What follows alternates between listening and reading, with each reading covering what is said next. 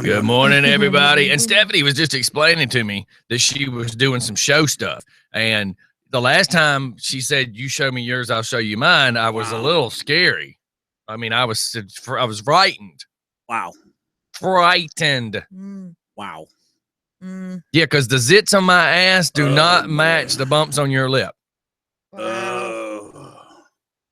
Wow. That hurts. Was that? Oh, it does. Oh. I thought that's why you put cream on it. Talk about that. That bump on my head hurts. Loud. That bump on my head. Well, I didn't want to touch anything until you checked out whatever you checked out. That's super duper smart of you. We don't adjust that. No, but if you remember, Tyler said there yesterday, we had to turn up number 2 just a little bit. Okay. All righty then. Just left, didn't want to get left, military left. Yes, that one. You have to remember, it's like reading a newspaper. It starts from the left and works all the way to the right. Unless, of course, you're in China. Unless you're reading a Muslim paper in China. Then it reads. So, a person last night, as weird as this conversation's fixing to be, a gentleman saw some Muslim cats like snooping around the courthouse. Muslim cats in Covington yesterday, towards the evening time, and people are acting a little spooked out. I just got. Are you sure they don't match? No, I am positive they don't match. The bumps, Stephanie. The bumps. Oh, jeez, man. Wow. I thought you. Yeah, but yeah, they were seeing some Muslims walking around, and everybody wants to get on this thing and this kick and this. I'm so split decision on this because half of me says, "Man, we're not supposed to just hate," right? But then the other half of me thinks, "Well, all this terrorist shit is Muslims." Yeah, so what am I supposed to think? Yeah, I agree. Yeah, look what happened in New York and New Jersey. Mm-hmm. Yeah, we went over that a lot last night, and so what am I supposed to think? Every last one of our callers agreed because I kind of grilled them, because I was just trying about that. But every last one of them agreed that it's Muslims. What are you supposed to think? I mean, if it walks like a duck, quacks like a duck, it's Stephanie's house. What am I supposed to think? Well, yeah. Maybe, and this is going into the book a little bit. Call Fox Molnar and let him start investigating this. But the reality of the matter is maybe we're being tested. Maybe we're truthfully and honestly being tested for the end of times. By who? The good Lord, by placing us not so much religion against religion, but man against man. Man against man. The last time we started acting like a bunch of what's, he covered the world in water. Yeah. So he can prove his point if he wants to.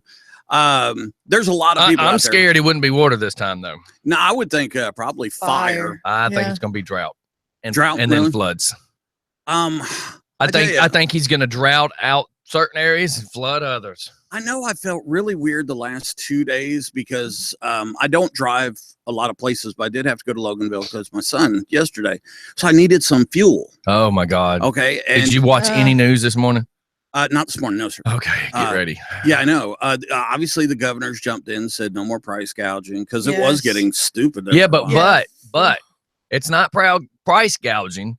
If the gas station has to pay an additional 5% for transportation reasons, and then he moves it on to you.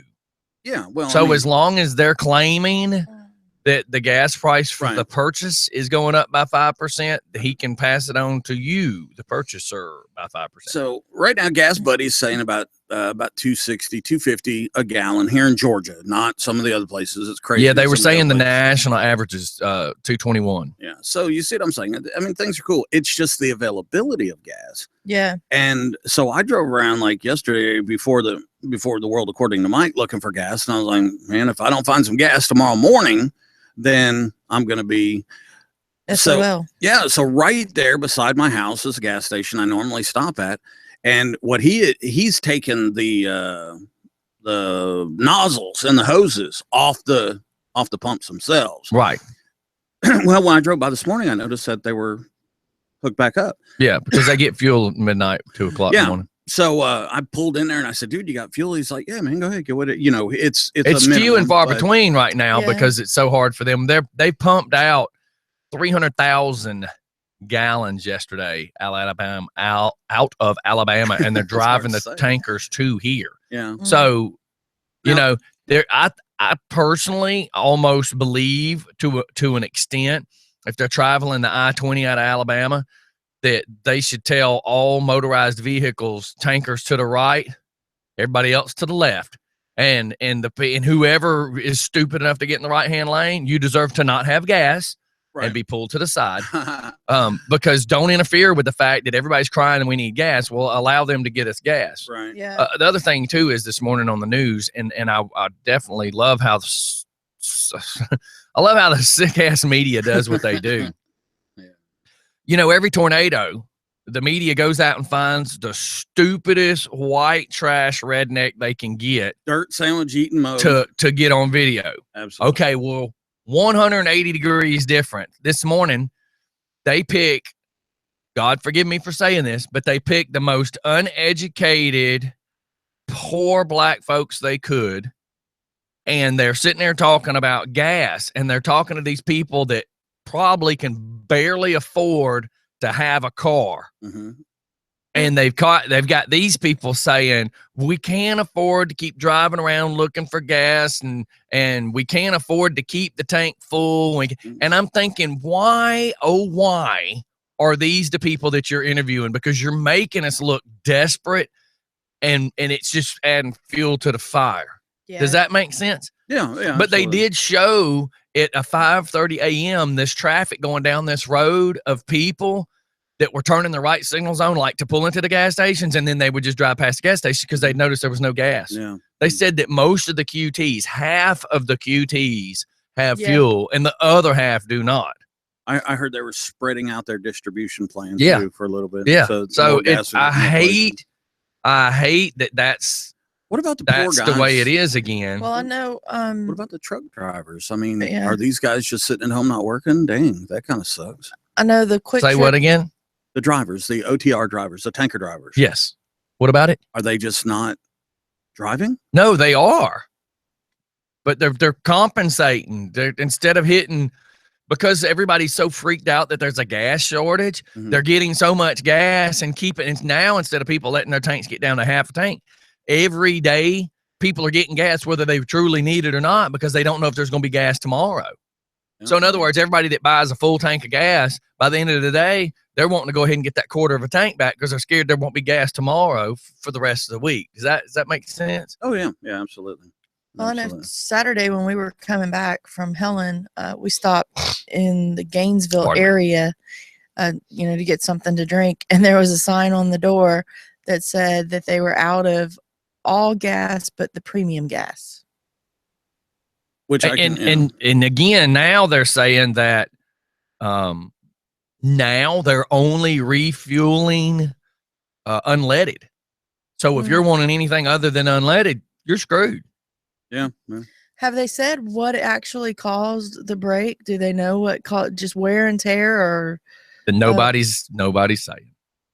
Because I know that they were talking to some of the news crews yesterday that were trying to go up there to the plant where it's broke, and they said that it was like Fort Knox up there that they couldn't get. Oh, close. yeah, I can only imagine. Can I just go ahead and tell you something? And I'm going to be the conspiracy guy at the moment. Remember Roswell? Mm-hmm. Oh, it's aliens. It's not aliens. It is aliens. You're never going to know the truth. Yeah. So what if this was a terrorist act? Do you know that they've told us from the beginning that it was one break? Now they're people speaking of three separate breaks, and not all the same company. Yeah. Mm-hmm. So if that's the case, then how coincidence is it? How coinkydink is it that while we have the stuff that happened in the mall, right? The stabbing. Then New Jersey, which is the bomb.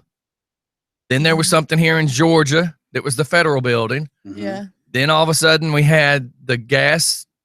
Yeah, there was New Jersey, New York, what happened in the mall? Yeah, I just said all those, Stephanie. Thanks for playing along. Did you miss the point of how odd is it that we just had No, I didn't miss 3 the point. major terrorist things and all of a sudden the fuel got messed up? No, I didn't miss the point. I just wondered what happened in the mall. I didn't hear A guy about goes nuts. Starts stabbing folks, acting stupid. Stabbed like 9 people and then was shot by an off-duty police officer that happened to be a competitive shooter. So it was like, hey, so as all this is happening, just coinky-dink, the gas gets messed up. And you know, and nobody's there to verify. Is it really messed up? Huh. Truly?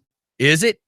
Or is it worse than what they're I think it truly that is. It is. I get you. I get you. What I'm saying is I'm messing with your mind to make you think.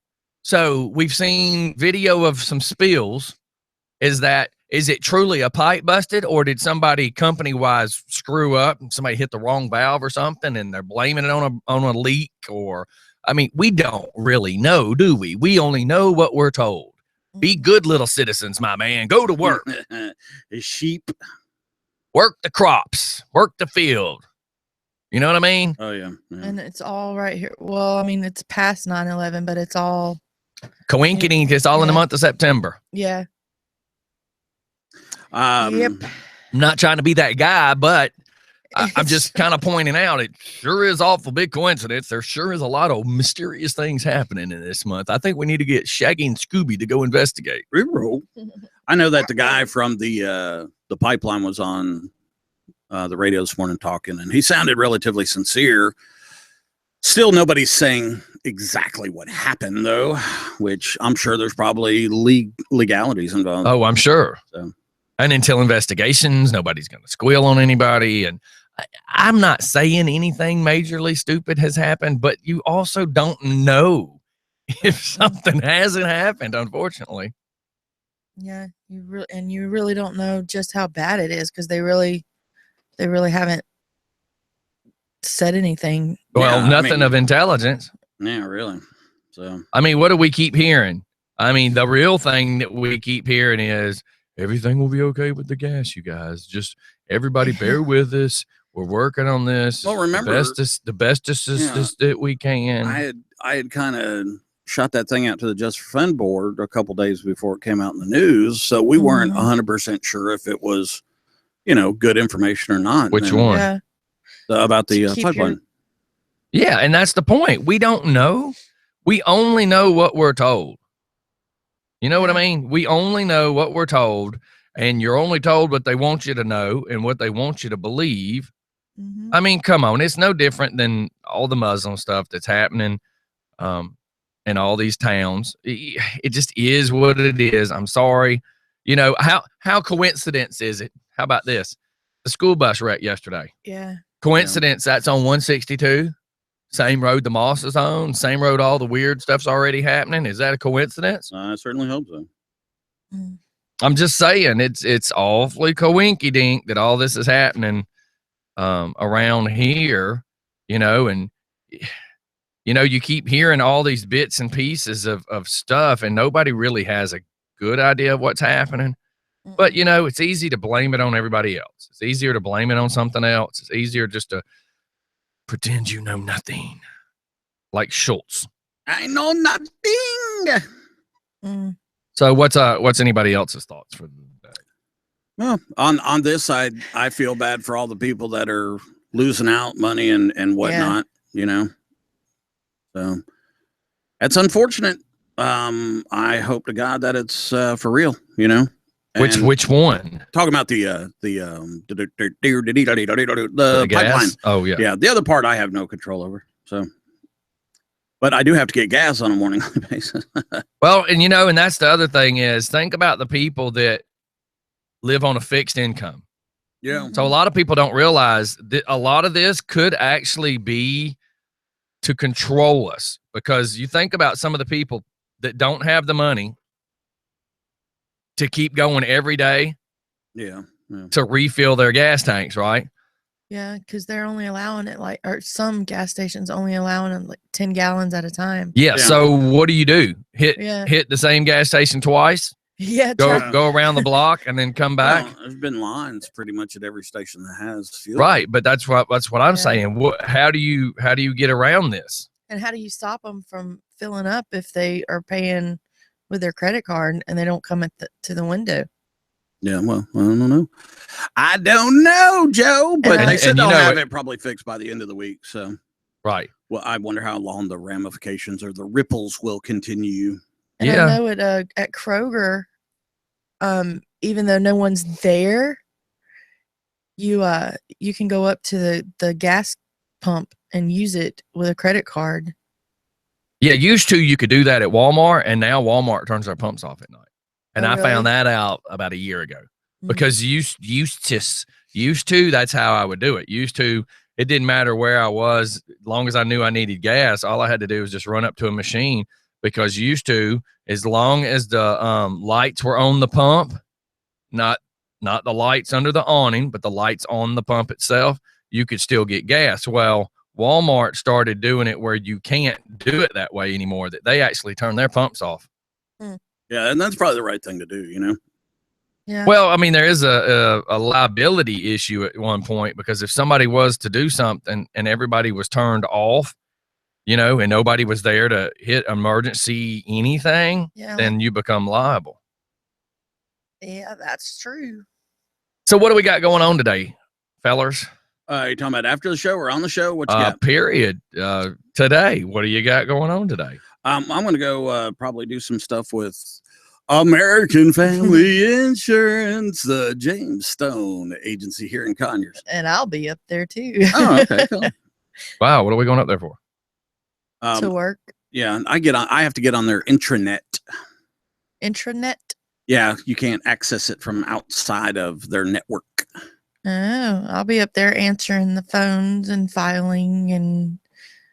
So if you need to call and get some useful information today, today would be the day to call Stephanie and say, hey, can I get a quote?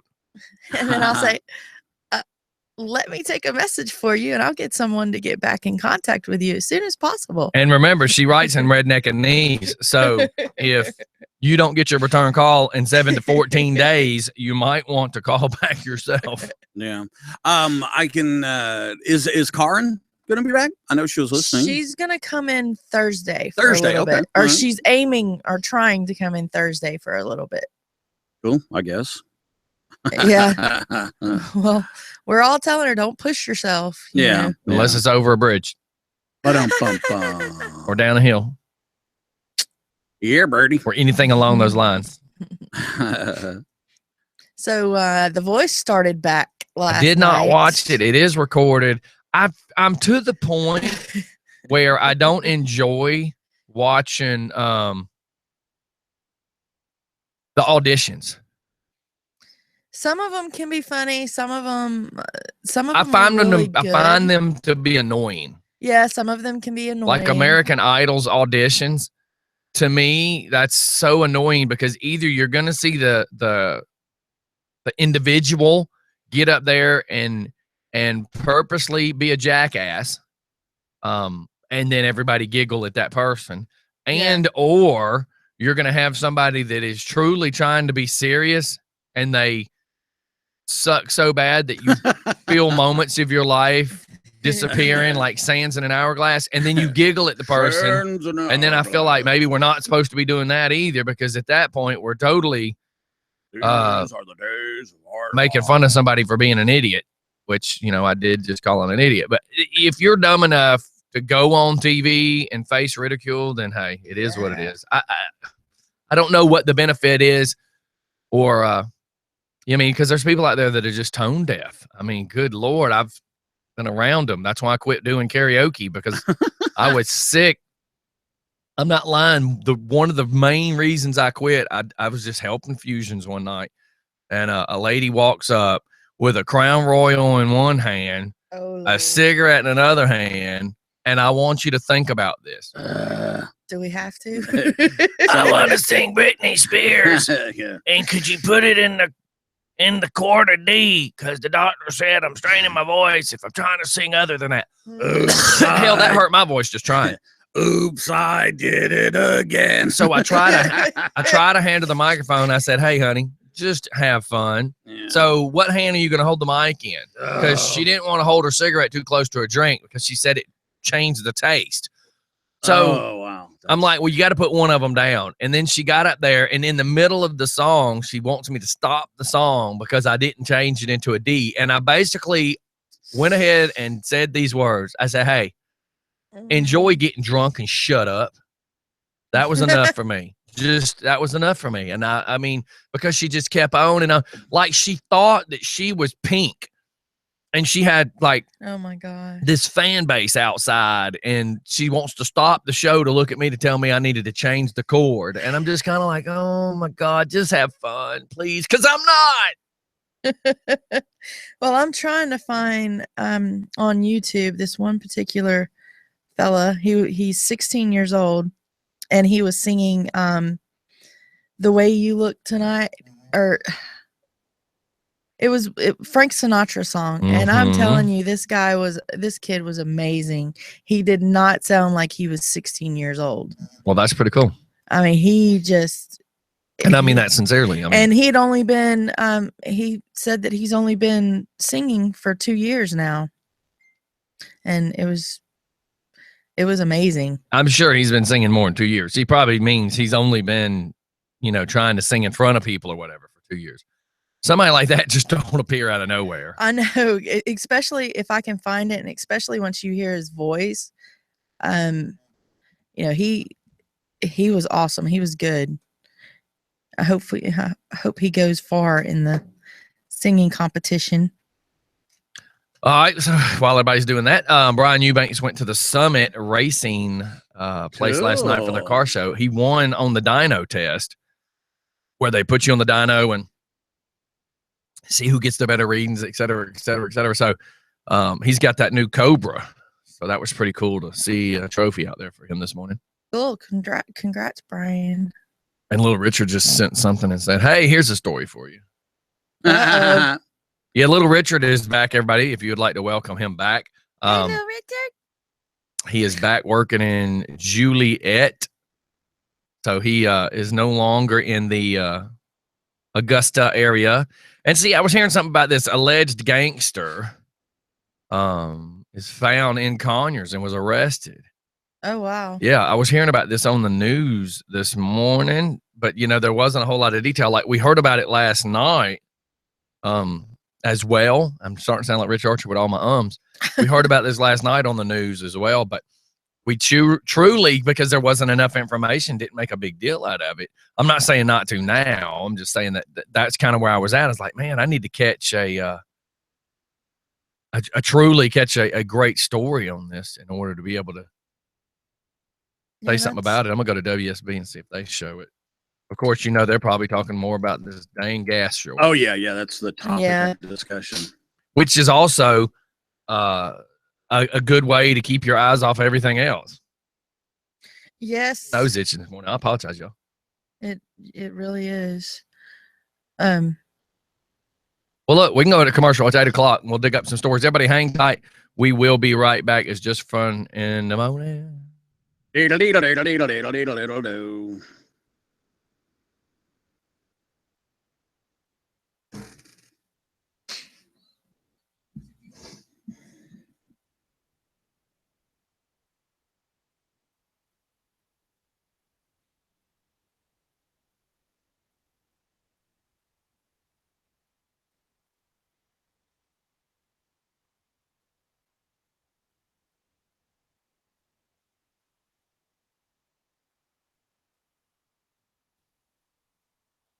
I got sleep. I got a pedal. We need to know something. Yeah, I told them to send me a text that they were here, please. God, I can't believe that they're not.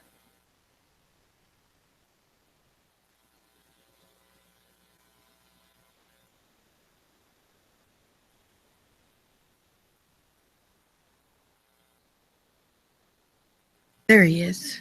It's The Way You Look Tonight. That was the song.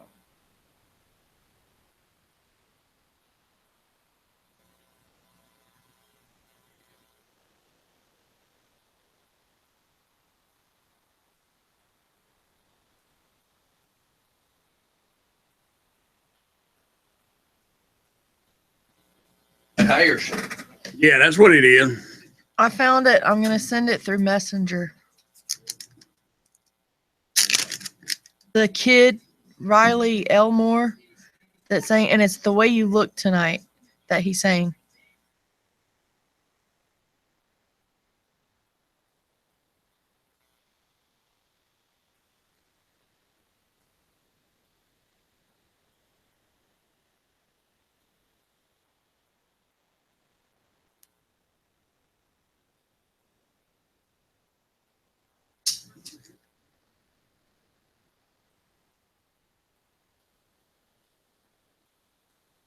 That looked like on camera. That's what I'm going.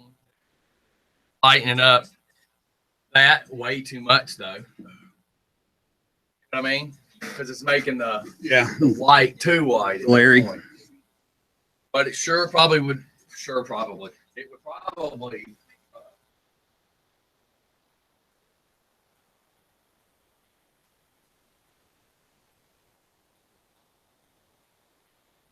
Oh, excuse me.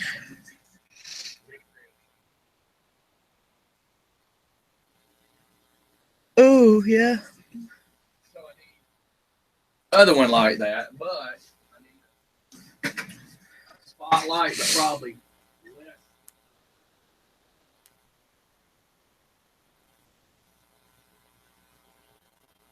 Britney Spears.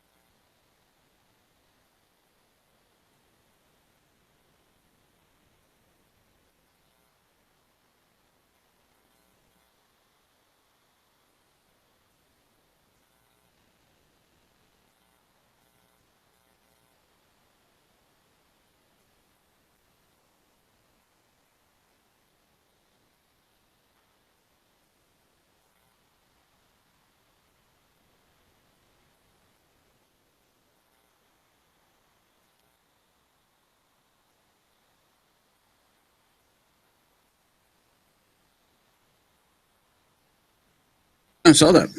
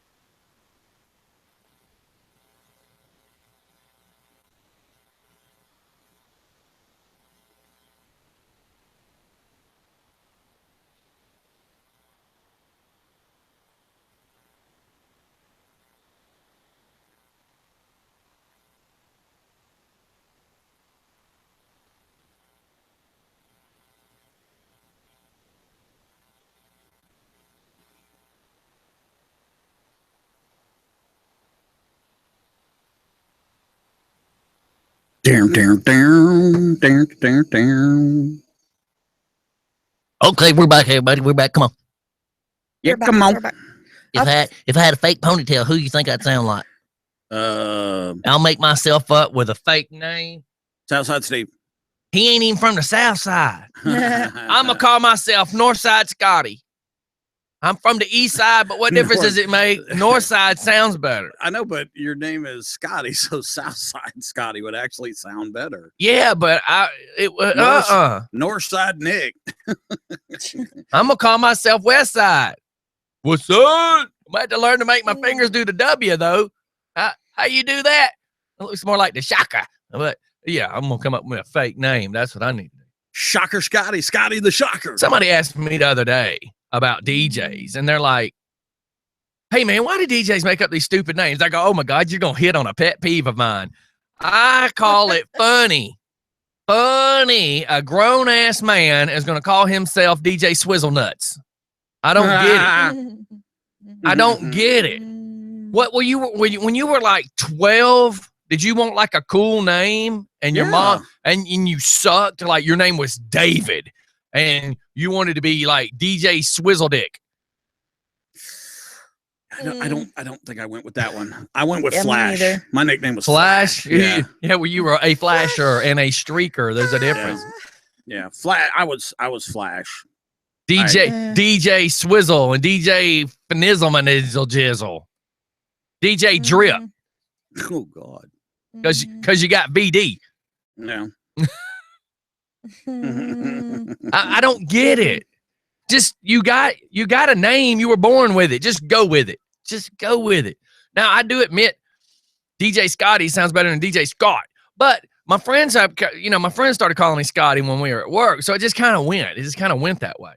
But I just don't get it. Now, how long have you been using DJ Scottie?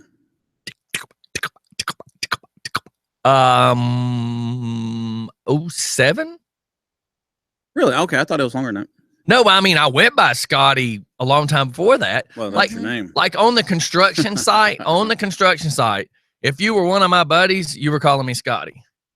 If you were that dude I wanted to tie wrap into the Porta-John, you don't call me Scottie. What'd you call you? Call me Scott. Scott.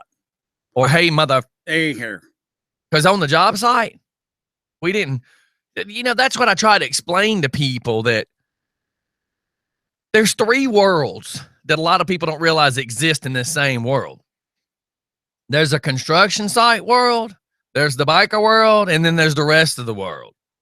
Because like when I got in a fight with my ex-brother-in-law one time, and I was watching TV, we were all as a family, we were in Panama City watching, doing the beach thing. Yeah, cool.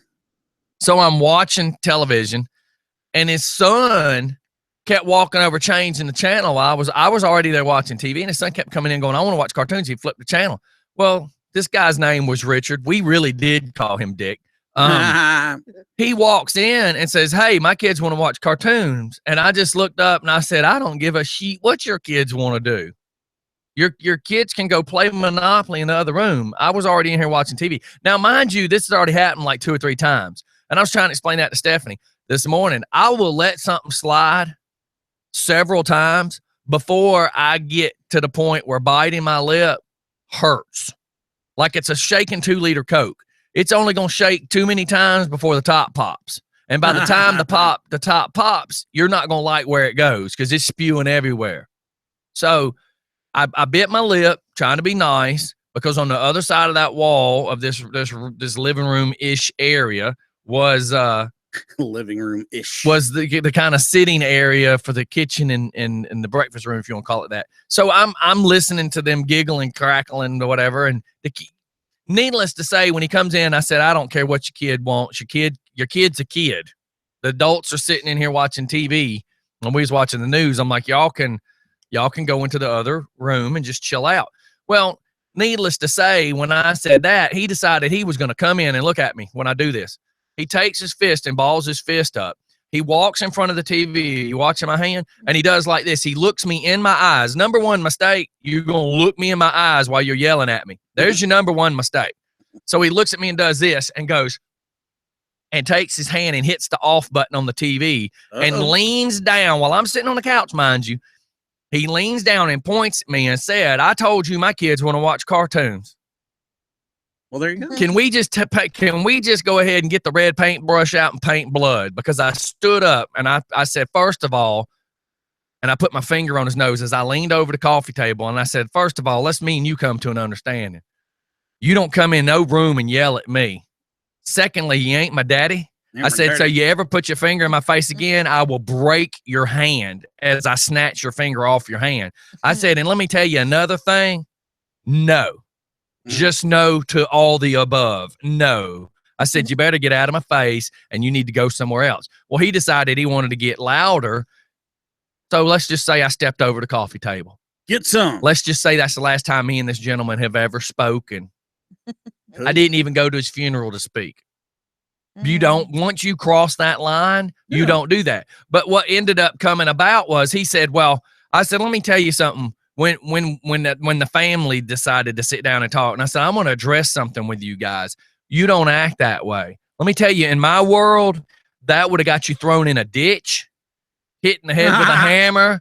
You would have got we would have tipped over the porta-john. We would have tie wrapped. We'd have taken 4-foot tie wraps and tie wrapped that porta-john door and flipped it over with you in it. Yeah. You just don't do that, right? He's like, well, in my world, I can yell at my employees like that. I said, well, you know what? That makes you a crappy, and that's not the word I use, but that makes you a crappy boss if you think you can walk around and do that to people. And he worked in a little Franklin's, you know, not a bank, but that it's like a legal loan shark, Franklin's loan service or something, like a title pawn, you know.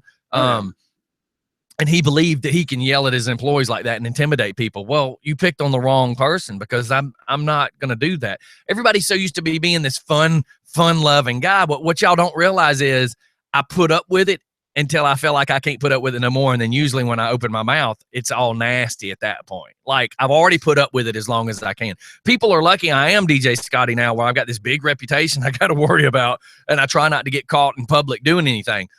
But as you learned with the comedian that night, there's only so much I will put up with before I open my mouth. Yeah, well, too, he was, you know, we're all family there. He was clearly. But I mean, you know, truthfully, I just put up with it as much as I can, and then, you know, but you know, it just trips me out. I know we went around a tree to have this conversation, but you know, I get tripped out on the way people act. And you know, I was making fun of grown men with these little fake names, and it's like, come on, dude, you know, come on. We're all grown folks here. Well, I found that video of the kid from last night on The Voice. I sent it in the messenger chat if you want to pull that up, because I'm telling you, he was amazing. And it's on Messenger, okay. Yes. It's on Messenger. So I didn't get to hear it. I was busy doing mommy stuff yesterday while Scotty's pulling that up. So what did y'all think about Fox News deciding not to show the national anthem? I thought it was great. I think it was great, sort of.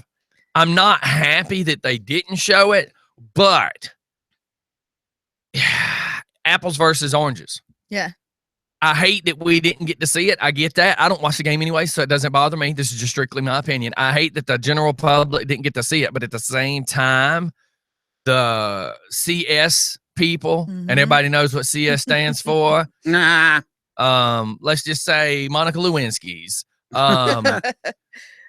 They weren't able to be seen. Right. In other words, it's like I talked about yesterday, my flying monkey, who walked around with the sign screaming at all the little girls and little kids, you're going to hell, you're whores. And, you know, he wanted to shout his religious crap at people.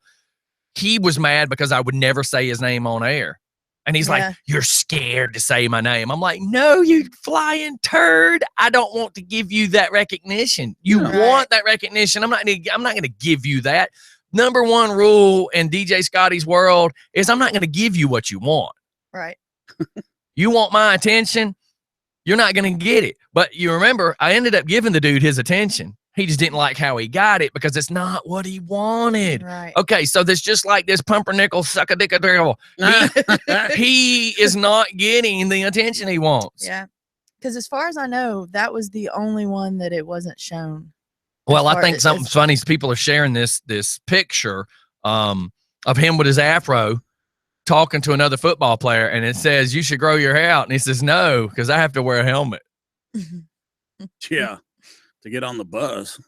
No, you don't get it. They're in full uniform and they're at the football game, and he tells the guy, you should grow your afro out. And he says, why? I have to wear a helmet. You know, I play football. The other guy's benched. Yeah. So he can have this big Q-tip of a friggin' afro. It looks like there should be some Velcro attached to it. It's so thick.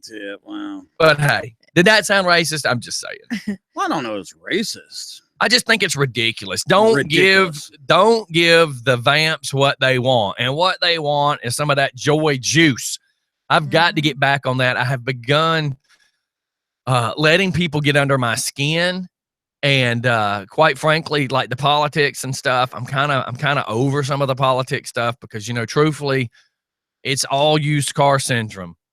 I'm going to try to tell you that this 1982 Cadillac is cherry. It is mint. And I'm going to sell you this car. And that's what all the politics have become. Yeah. Well, you know, there ain't but one politician I know that's really not a liar. And that would have to be Van Ness. She's about the most straightforward. Janice Van Ness is about one of the straightforwards. Gotcha. I mean, I understand. Me and her see the world differently. She does see it a little prettier than I do. Yeah, but she's trying to move it forward, and I'm the guy that points out all the bad stuff that's happening because I don't like the way other people in government hide it. Yep, isn't that great? So you got that video pulled up? Other one. Well, that's the one you sent. No, Richard sent that. Little Richard. Which one did you send it it's to? It's in the Just for Fun. Go up. There it is, right there. Okay. All right, so this is the boy. Yes, 16 years old. When I'm awfully low, when the world is cold, I will feel a glow just thinking of you and the way you love tonight. You did it that fast? Now you can relax. Tonight, with each word, your tenderness grows, tearing my fear apart. And that almost sounds like Harry Connick Jr. Touches my foolish heart. Oh, lovely, don't you ever change. Keep that breathless charm. Oh, won't you please arrange it? 'Cause I love you just the way you love to. I mean, I'm gonna give the kid some prop. He needs a little more. A little more coaching. Well, he needs a little more bass in that voice, but I think with puberty that will come. That will come. But can you believe he was 16 years old? Yeah, man. Yeah, we thought he was pretty awesome when we were watching it. And the match game, the season finale of Match Game was on last night, and Sarah Palin was on there as one of the contestants or one of the celebrity. The Match Game. What the hell is the Match Game? How have you become this person, Stephanie? I swear to God, I need to get you some little house slippers and a big moo-moo and put some snuff in your mouth. You are sounding more like my 80-year-old great-great-grandmother. Like you are now watching all the game shows and. Well, because they brought him back. I know, and you're bringing Granny back. She's bringing Granny back. Ah! Grandma got ran over by a reindeer. I'm telling you. You have become a grandma. I am a grandma. No, the fact that you are and the way you are acting is two different things. I'm finding it funny. Like she is now coming in all the time talking about these friggin' game shows. I'm thinking, holy cow. You know, last night I saw Vanna White's face for like the first time since she did Playboy. I mean, I've never paid attention to Wheel of Fortune. And I started thinking about it. I'm like, I am fixing to be 46 years old this year, right? This Christmas Eve. So how funny is it that I can remember watching Wheel of Fortune when I was in like the first grade? Oh, yeah. Like this is one of the longest shows ever. I mean, Price is Right. They've changed people. Yeah. What I'm saying, and I do remember Price is Right was on my entire life, and I get that. But Wheel of Fortune has been the same cast this whole time. Oh, yeah. Yeah. They've gone through a lot of time together. I always thought the two of them were, you know, riding hobby horse. I don't know, man. She doesn't even look like the same person in the face anymore. Oh God, she's 70-something years old, isn't she? I don't know. Well, let's find out how old. How about look her up? 60. I don't. But she doesn't truly. She She doesn't look like the person she used to, and it may be plastic surgery. I don't know. Maybe.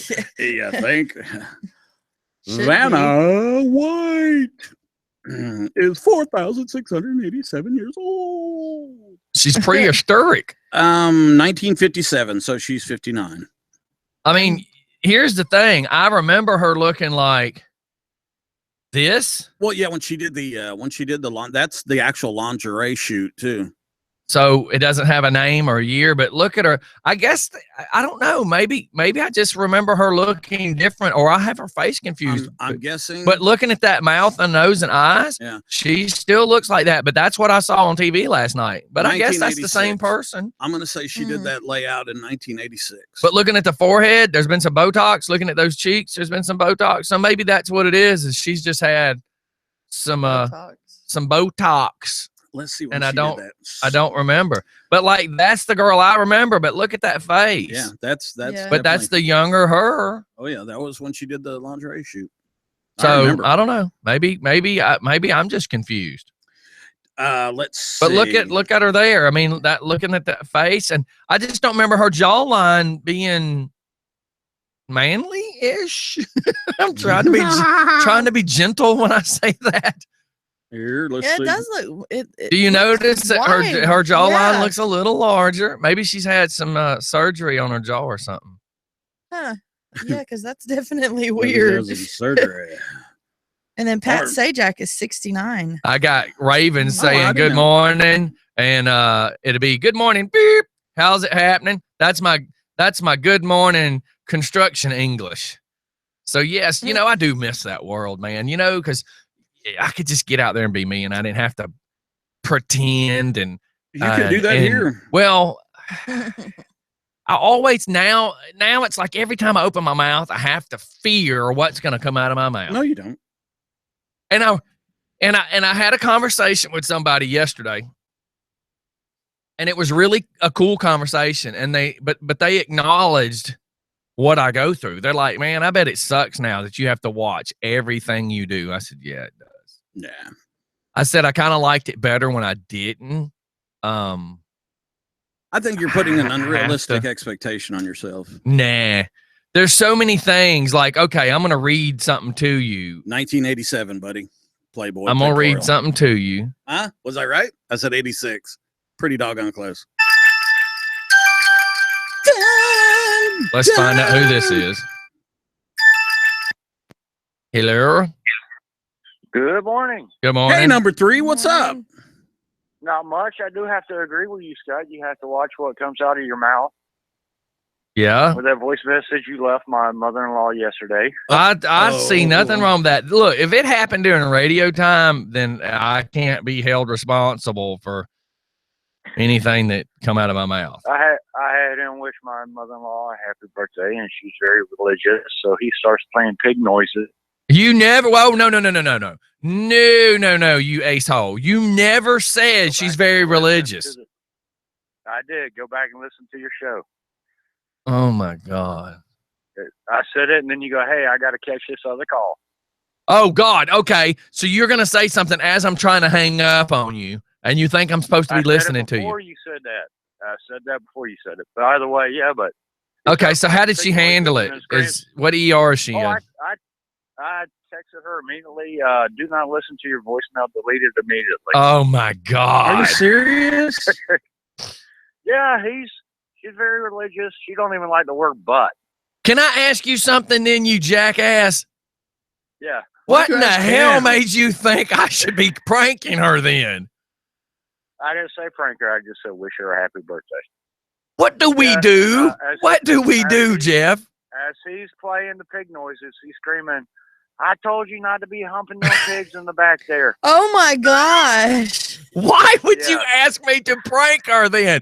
No, don't ask me to. What do we normally do? I bet people are laughing right now going, well, that's another faux pas. I'm glad I wasn't part of this one. She was laughing about it though, because I Oh told her, my like, "Who God, was it?" Jeff. I said it was the radio station. And, When was that? What was that at the end of the show?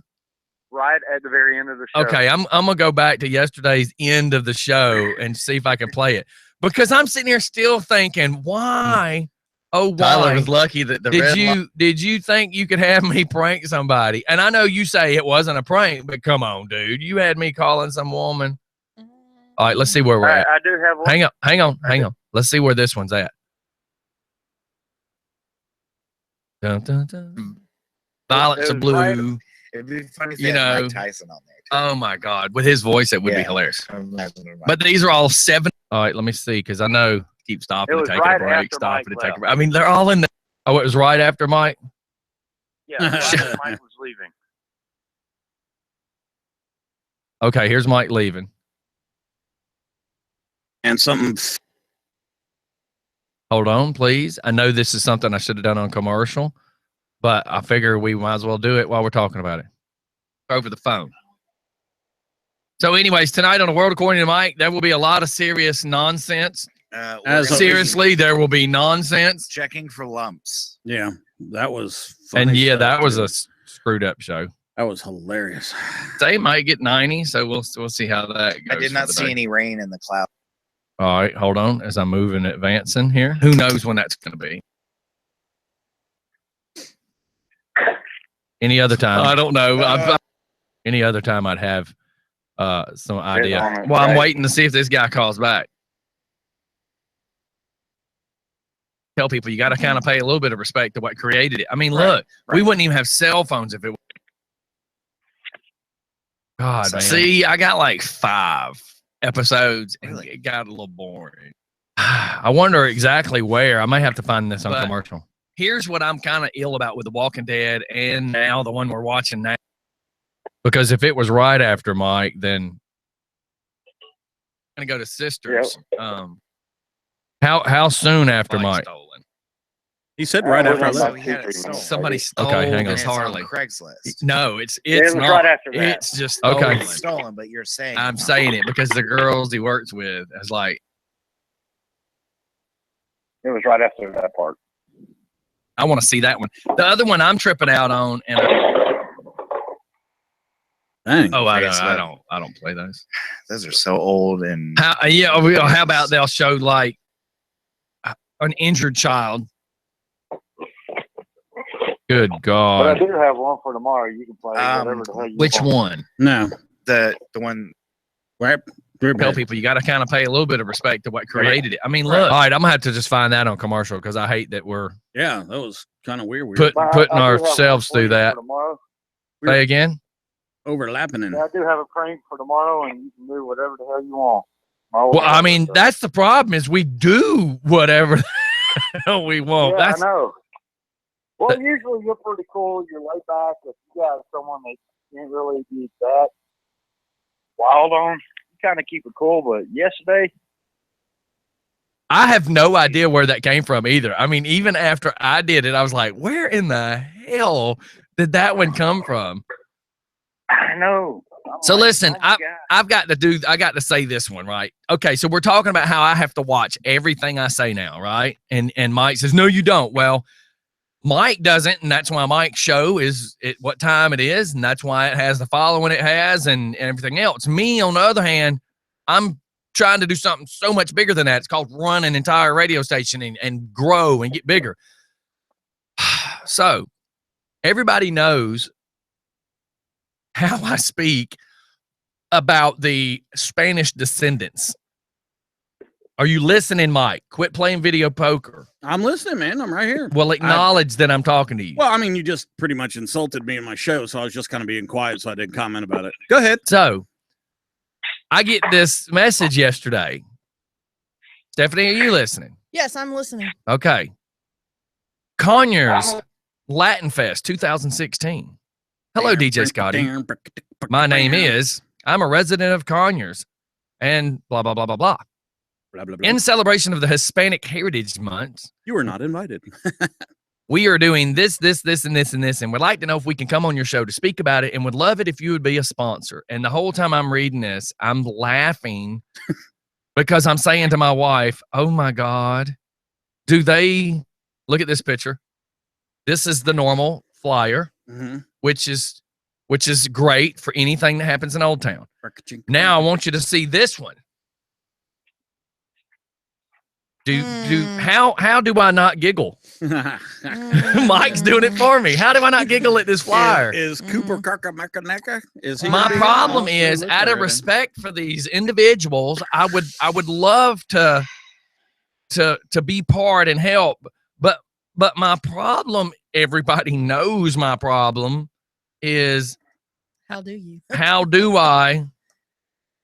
When. Well, I think more what I was getting along the lines of is, and this may sound weird or a little bit strange, is that from you? Hey, shut up, 3.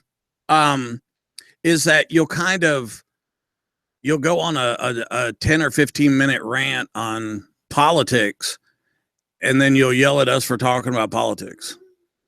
No, I'll yell at you because you become snooze radio.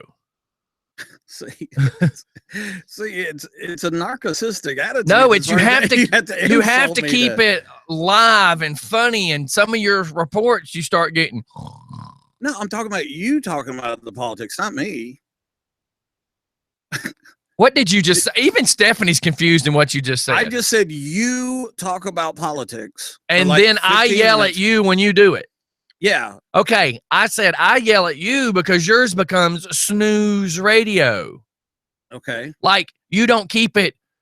Do you know what the Cliff Note version means? Do you know what that saying means? Do you remember there used to be this yellow and black book, and that when you wanted to cheat on a book report, you just go buy the black and yellow book and get the important parts? Yeah. Okay. That's kind of what I need you to do when you get into some of your politics stuff. Just hit the key points. Some of your snooze radio stuff, you get a little long-winded. You don't get what I'm talking about. Okay. No, we don't, because we're both looking at you, hearing you say, well, you're going on your rants, but then you tell me that you don't like it when I talk about politics. I'm trying to say I don't like when yours becomes snooze radio. Keep it fast and entertaining. Gotcha. I have a birthday. Well, hold on. Say whatever it is you're trying to say, because me and Stephanie's confused. Both of us are eyeballing each other going, what is he talking about? Because we still don't get what you're talking about. I was just trying to figure out how we got from talking about what you got the email about to now politics. I was trying to figure it out myself. I mean, because we jumped conversations. I know. I'm still trying to figure it out. Get your point out so you can at least feel like your point's made. Yeah, I'm not trying to knock you or anything. I was just trying to figure out how we went. I was, because I got to back up to that. Go ahead. I'm good. Hey, friggin' DD radio. So my point originally was, and I will stay on, it's hard to have your personal opinions and do what you got to do and still keep the business going the way it's supposed to go. And it's hard. Yeah, I know. I was really just picking. I could stab you in the eye with this pencil. So how do I have my beliefs that I don't think the illegals should blah, blah, blah, blah, blah, blah, blah, and then be asked to go do the Latino celebration? How do I do that? Well, you got to be one or the other, or you're going to be so mixed up, jumbled up, trying to play both parts. Hello, what do you think this conversation's about? Well, yeah, but that's what I'm saying. You've done the part. You've built the radio station on the character and on the flagship show, the morning show. And we are branching out in different directions, and we have different. The Latino celebration would not be happy with our Monday show or our Tuesday night show. Well, most of them know that they're Hispanic. I wonder what gave it away. The nachos and cheese, maybe or the Spanish. Maybe when you got the flyer. If you do it, does that mean I get to dress up as Captain El Nacho? El Nacho cheese. Small order.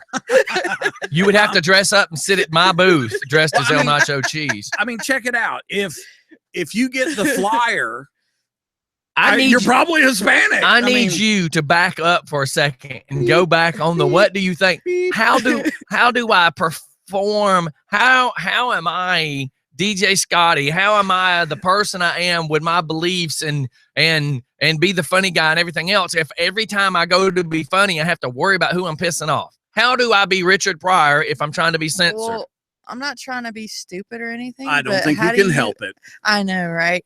How do you know that they're going to understand you anyways?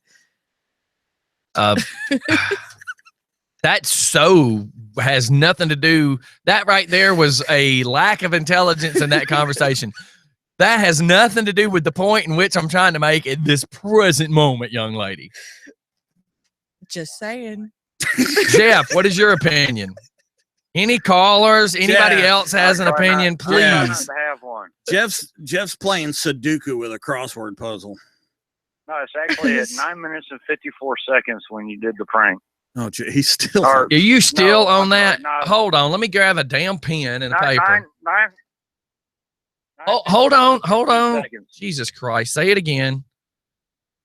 9:54 and 15 seconds. 9:54:15. I'm asking you like a serious freaking question, and you're over here playing Shariku on YouTube. No, I had no opinion on that.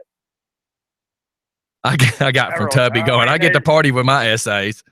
My Say, people. what's My up? people Yo essays. quiero Taco Bell. Okay, Tubby, what is your opinion? How do we okay, Tubby, DJ Styles at the Ozone was known for being a dickhead.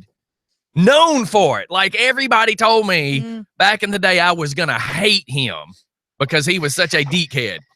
And really and truly, it's because, well, he is kind of one. I mean, that's, for instance, the text messages he sent me. But he was burned out. He was done. He was ready to be done DJing. So he was not happy being in the club no more, which is why he's where he is now. And he quit. And he just gave it up. He wants to still do it here and there and have fun. I get that. But how do you be that person and then still try to be the fun guy everybody likes? I'm having a huge problem being every personality for everybody because I feel so burdened and weighed down now. You can't be. What you're trying to do is please everybody, and that's impossible. I know, and it's hard to do, man. So everybody. Be who you are, and if you upset someone, sorry. Okay, well, listen. It's like the morning show. I used to have so much fun, and I was trying to explain to Mike the other day when he gets on my nerves and I'm yelling at him the whole time, I'm losing my funny because I'm yelling at him. But his character is being the a-hole. So how do I not let it get to me and me continue to be funny? Why do you Be does it honest, get to you you're not- seriously? I don't know, but like when Jen was here, Jen used to come through the front door, dude, and start with the and I just go, oh my God. It just takes to me, it just like sucks the helium out of the balloon. The balloon doesn't keep rising. It kind of becomes middle ground. You say when you lose your funny by yelling at Mike, I'm telling you, you're not losing your funny. You increase it because we're cracking up on the other end. Yeah, my wife says everybody's loving it. And I'm like, I could strangle him half the time. Yeah, I get But that we're too. all- You Yeah. want to strangle me? You have to get No! like on the table or something with your little. No, not with your that. little Hey, lobster no. hand. hey. Y'all sex act needs to quit. Come here, Mike. Are you jealous? Yeah. Oh, hell no. I don't need you strangling me. Oh, you'd love it. Her little clammy, that's little No, but little that's, lobster claws. That's what I get from people that when we get to getting under your skin, that People it laugh. gets hilarious. It's cleaning day for me, Scott, so I need to hop to it. But Shower All right. Oh, is it day. shower day? Hey, wax on, whack off. I mean, wax off. Shower day. I can't believe I said that. Now you got the time on Bree, if you're missing lotion, you know where it went. I meant wax on, wax off. I can't believe I said that. Shower day. All right, you have a good day, brother. I will pull that squeal like a pig thing I got. Bye. That'll be You know that means I just didn't listen to nothing you said the last 30 seconds. I do need you to know that. Bye. great. He doesn't catch that. Okay, so Tubby, you just eat tacos and drink margaritas for the day and embrace the intervener. Well, I think I will still probably go, but the problem is what they need to understand.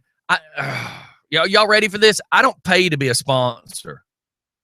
no, I mean, yeah, that's backwards. Yeah. That's backwards. You want me to advertise your stuff on my show, and I'm not saying these people. That's not what they are saying on Messenger. I mean, in an email. So this is not directed at them. But like me and my wife went to a charity ride that we had been promoting, and they expected my wife to pay to be in this ride. When I found out that my wife paid for this ride and paid for a shirt, I was pissed. I actually said I probably will not be part of the ride again, and I've done it the last 4 years. Yeah. Because why would I do that? Well, I'm already donating about $500 of my time to you guys, not counting advertising it on the radio station. And you still want me to pay. And I'm not trying to be a cheapskate, but I'm already giving you so much. And now you want me to give you my money. Well, if I'm not making money off of you, then I don't have money to put in my pockets to then turn around and pay you either. Does that make sense? Absolutely. Like, if I'm giving all my time away, that means I'm not getting paid, which means I don't have the money to give away. People don't understand that. And I'm not complaining, but I mean, I need people to see the bigger picture here. And then, like, what kind of music are you supposed to play at this Latino fest? No, I'm not working it, Stephanie. It didn't say work. He's just being invited. Hello, Clarice. Good morning. What's happening? Who is this? Morning. Say what? Who is this? Who do you think it is? I don't know. I've not heard this voice in quite It's some so time. long. It sounds little. Hello down there. What's the weather like? I put on the lotion. All right. So what you got? Dun, dun, dun. My opinion on the Scottie versus Mike politics. Jesus Christ. Okay. Here we go. All right. The view, the same. Presentation is different. Yes. Where Scottie goes in and tells you what it is and expects everybody else to, fill in and have fun with it. Mike fills in and has his own fun. Yes. That's the only difference. It's the difference between like watching like the morning Good Day Today morning show and what channel? Clinton News Network. The Good Day Morning Today show. DJ Giggle Nuts is over here on the mic. Mike with his 1 2 1 2. I'm doing the weather. Whether or not I'm going to be here today. Well, it's just like when I quit a job one time. They had treated me really bad and moved me around. And yeah, that's called being fired. No. They stuck me in this real sheet hole for a couple months, and I just decided I was going to go get another job. So when I looked at the guy, I went in to tell the boss man. I said, "Listen, dude, I am going to go ahead and take that other job. You knew months ago they had been talking to me, and I kept saying I was just going to hang with you, but I think I'm going to go ahead and leave. And tomorrow." I will not be here. And this was on a Thursday. I said I was going to work Friday and just start the new job Monday, but hell, I might as well make a 3-day weekend out of it. He says, "Oh my God, you're not going to give me any notice?" And I went, "You will notice I'm not here tomorrow." He says, "Oh my God, I can't believe you're not going to work out a notice." I said, "Did you give me any kind of notice that you were taking me off the service truck and put me on that cold ass job?" Yeah, people like that suck, man. He's like, "Well, we were trying to come up with another truck, blah, blah." I said, "Dude, you had me," and I was working at this Marriott off of 400 in Atlanta through the winter. It was snowing. I mean, I'm just like, "Look, dude, you threw me on this job and just left me. You didn't give me any notice. So love you. Bye. Gotta go." I know when I was working at the bowling center, the first 2 months I fired like 26 people. Half of them were needed to go. Yeah, half of them were just taking money out of the register to get paid anyways. There wasn't even paperwork on them. Or doing drugs. Yeah, there's this one guy named Dane Powers. Still remember him because it was such a cool last name. I've given this guy my rules are this: first time is a verbal warning, second time is a written warning, third time you're done. And so we're having a meeting, and this guy shows up late, comes walking in the bar when we're all sitting in there having a meeting, and I go, "Hey man, let me get you a beer." He goes, "I can't drink when I'm at work." I said, "Tubby, I'm about to call you right back." I said, "You don't work here anymore." So I got him a beer because the guy was cool. He just couldn't, perform the parameters of the job. So something like that's kind of funny, but I know what you're talking about. The place I last worked, what they did was, okay, so when I got sick, they took me off of being a store manager, which I asked for because I just couldn't keep up the daily grind. I was on the road 3 hours a day minimum, blah, blah, blah, 6 days a week, working those hours. So I said, hey, can I just step down and go to assistant manager? And they put me with a friend of mine. It worked out great. But then here's what they did. Because we started doing really, really good, because basically you had 2 managers in the store. Okay. So what happened? They started sending me all these crap stores to fix them. And I'm like, wait a minute now. I told you guys, I don't want to have this freaking work ethics and all that other stuff. And they said, well, you got to do what the needs of the company. I said, I told you I stepped down. I took a cut in pay. It's so funny. They give you a 3% raise when you become a manager. But when you step down to assistant manager, they took 15% of my pay. Wow. So it was a huge hit. All right. So make a long story short, because Scotty says I get long-winded, but he's over there messing with the iPad. I was trying to. Oh, I was just trying to get the sound effect thing going. Go right ahead, because you were stretching it so I could just do this.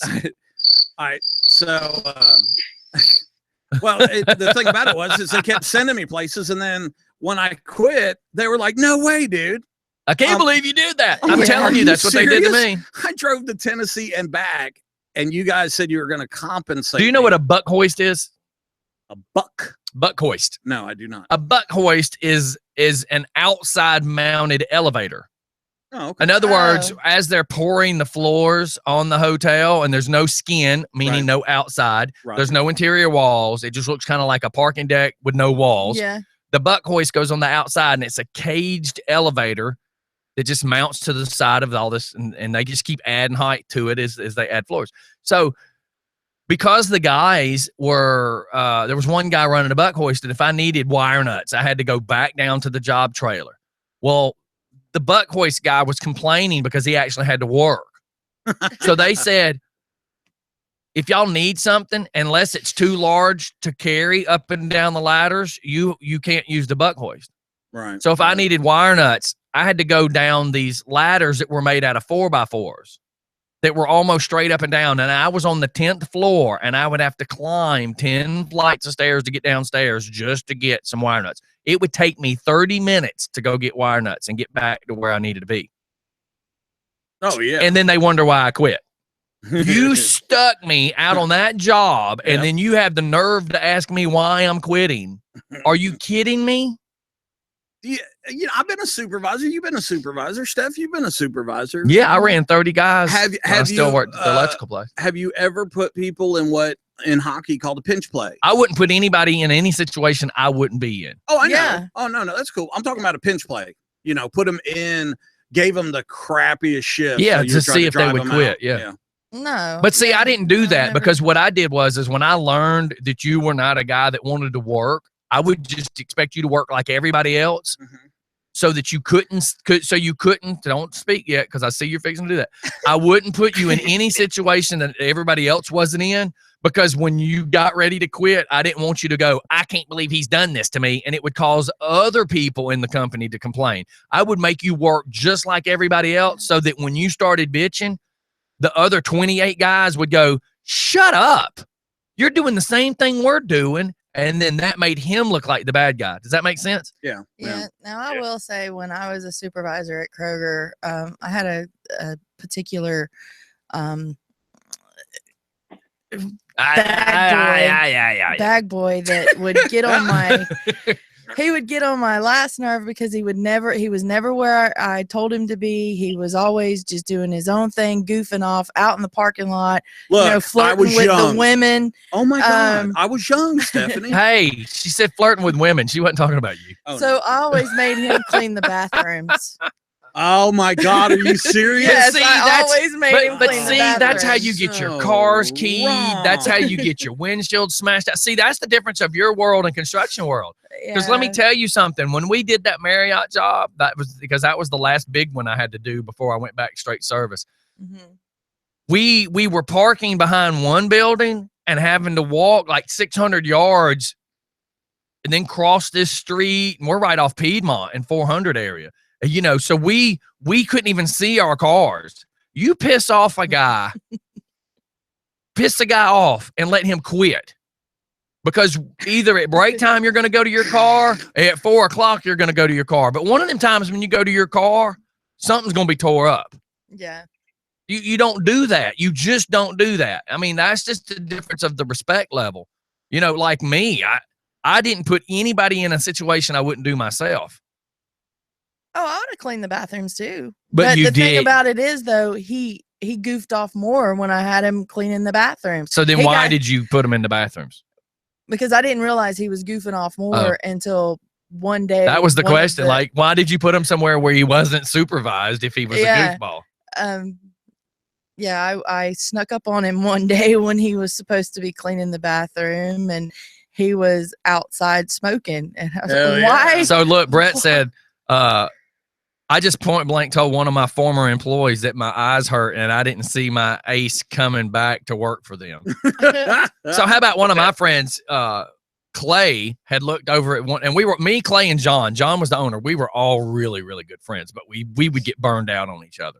And Clay looked at, and John was playing the same role I have to play here. How do you keep the customers happy, which is AKA our listeners, and keep your people you work with happy, AKA you two. So John was stuck in the middle.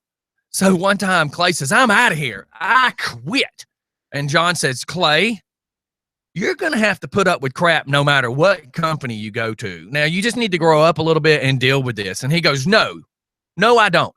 And he says, Clay, any job you go to, there's going to be crap. He goes, how about, look at me, Stephanie, I want you to see this. He goes, you're right. I'll have to put up with somebody's crap. But it won't be your crap, and it won't be this crap. And Clay walked out. Hey, there was the general Clay's manager. like, I might do it, but it won't be yours. And he walked out, dude. The general manager over at the Oasis, man. You know how he'd fire girls that had gained weight? No. They'd walk by. He'd go, whoa, come here. Let me look at you. Turn around. Okay, look, you're fired. Come back in 20 to 30 pounds. Oh my God. Oh my God. We had some real brutal firings at the Oasis. I mean, like grabbing them and dragging them outside and going, don't come back in here. Oh my God. Dumping all their stuff out because they steal. Oh yeah. Yeah, they'd steal back in the ladies area back there. So if you caught somebody stealing, you threw them out in whatever the hell they were wearing or not. We should okay, listen, I can give you the construction rules of what you don't do. You know, maybe we should get like a stripper to call in one day and say, here's what you don't do in the dressing room. Like, you don't touch my mascara. Oh, yeah. And, you know, because I could just hear a stripper now going, because this bitch right here will cut you, you know? Yeah. Because with us, like, I remember for a fact, this little dude named Jeffrey who got smart with us, and we kept saying, dude, you better watch your mouth. Like, I will tie wrap your ass and leave you on that bumper. And he's like, no, you won't. And we kept on and we kept on and we kept on, and we jumped him, tie wrapped him. I'm talking tie wrapped his wrist together. And when we tie wrapped his wrist together, we left him while we went to lunch. And we left him tie wrapped that sounds like some to the bumper. And I mean, I'm not joking. Like, we probably would have went to jail because the tie wraps went around his wrist and went through the center hole of where the ball would be on the toe hitch. Does that make sense? We left his butt. All right, look, I'm taking care of it. You just deal with that. All right, everybody, let's go to a commercial. We'll be right back. It's just fun in the morning. All right. All right, see you later, dude. Yep.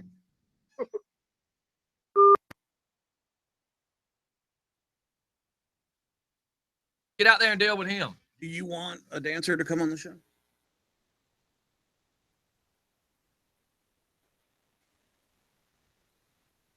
He's a competitive pole dancer.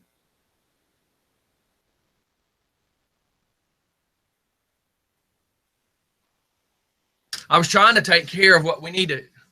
It's that nobody remembers how much.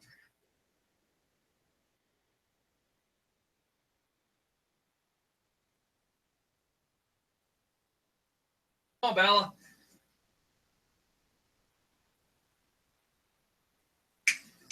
Pick up the pace, man. Come on. Don't come in yet.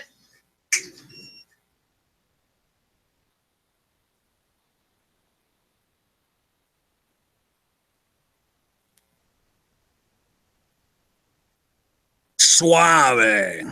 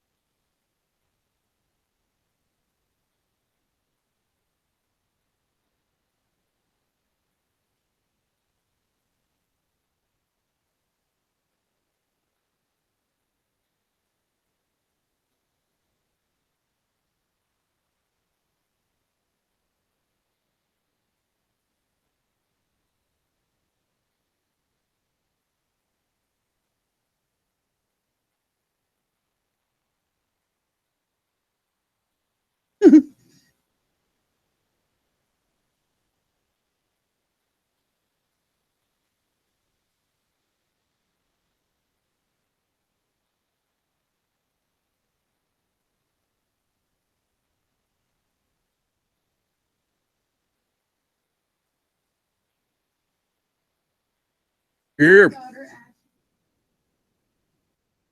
How's it going, man? Good. Doing good? Great. Why are you putting that there? You need to. Is there's someone else coming too, right? Jagged. Okay.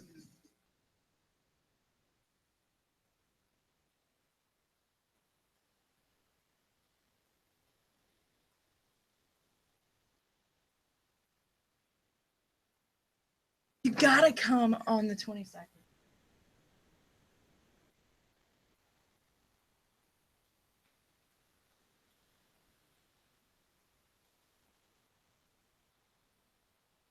Tag match on the 22nd. Where at? In Monroe, at the Knoll Rec Center.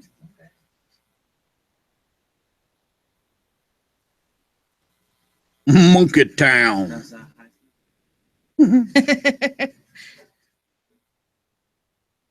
Yeah, he grew up with Abby, Mike. Oh yeah? Cool. I'll share it. How long ago? My daughter, her last name is Madsen, Roseanne Madsen. She was with the SO. She's Roseanne Lamacchio now. Ryan Lamacchio might have been SO with you. Yeah, because that's how he knows Abby, right? That's how Abby knows Brian. Well, he actually grew up with Abby. Yeah, that's kind of what I was thinking too. I didn't want to say it. We all have those friends that we used to. Well, I unfortunately still fall under the hang out with her. I'm more of an acquired taste. I take a little. Yeah. Well, I mean, Not like a lot of times. pepper on a pepper. Yeah. Oh my God! Last night I had pistachios on the Hey, show. could you? I'm making a joke. Don't change the subject. It had Go back salt to and what you were pepper on the talking about. pistachios. And Tyler ate the whole bag.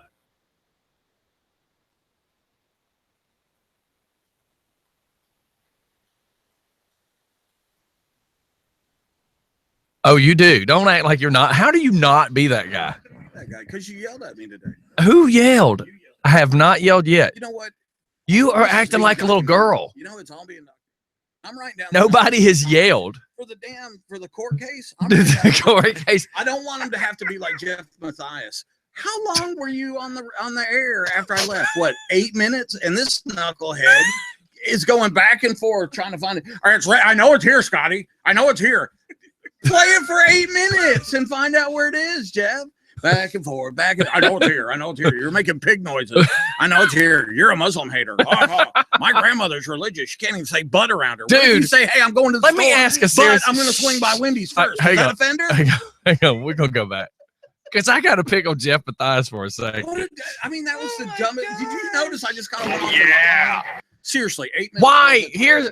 And Hold it's taking on. the guy 20 minutes to find the spot. I'm like, just listen to the damn 8 minutes of tape. Mike. How long could it take? Mike. 8 minutes. Mike. What? Get on the microphone. Back live? We're fixing to be.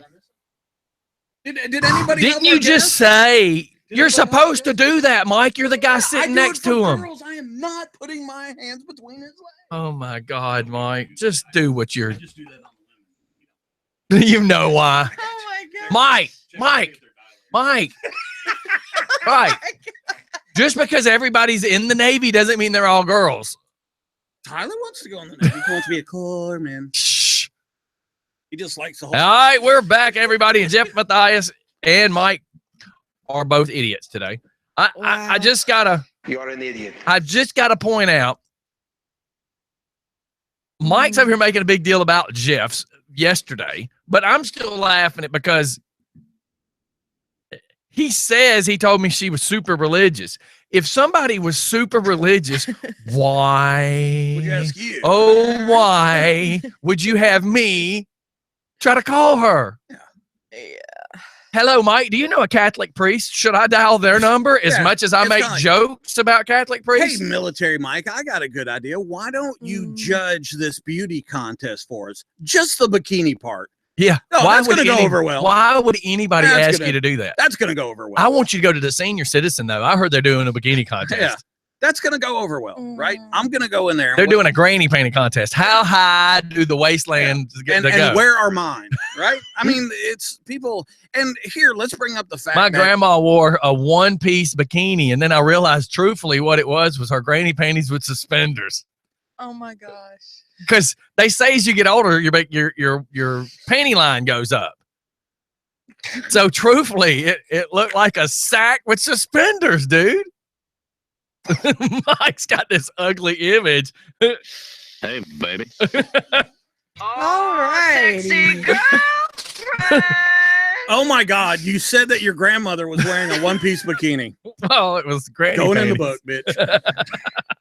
Going in the book.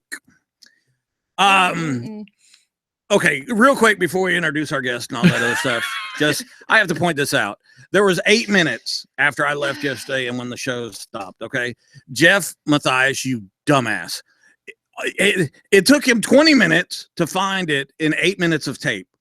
Why not just watch the 8 minutes of tape? How long could it take to watch 8 minutes of tape? Well, God, I'm thinking 8 minutes. Now, granted, I haven't been given my master's yet, but if you have 8 minutes of tape and you're trying to find something, it shouldn't take you 20 minutes to find it. It should take you at a maximum 8 minutes. Okay, let's play it real quick and see what happens. Because I'm at 9:53. He says it starts at 9.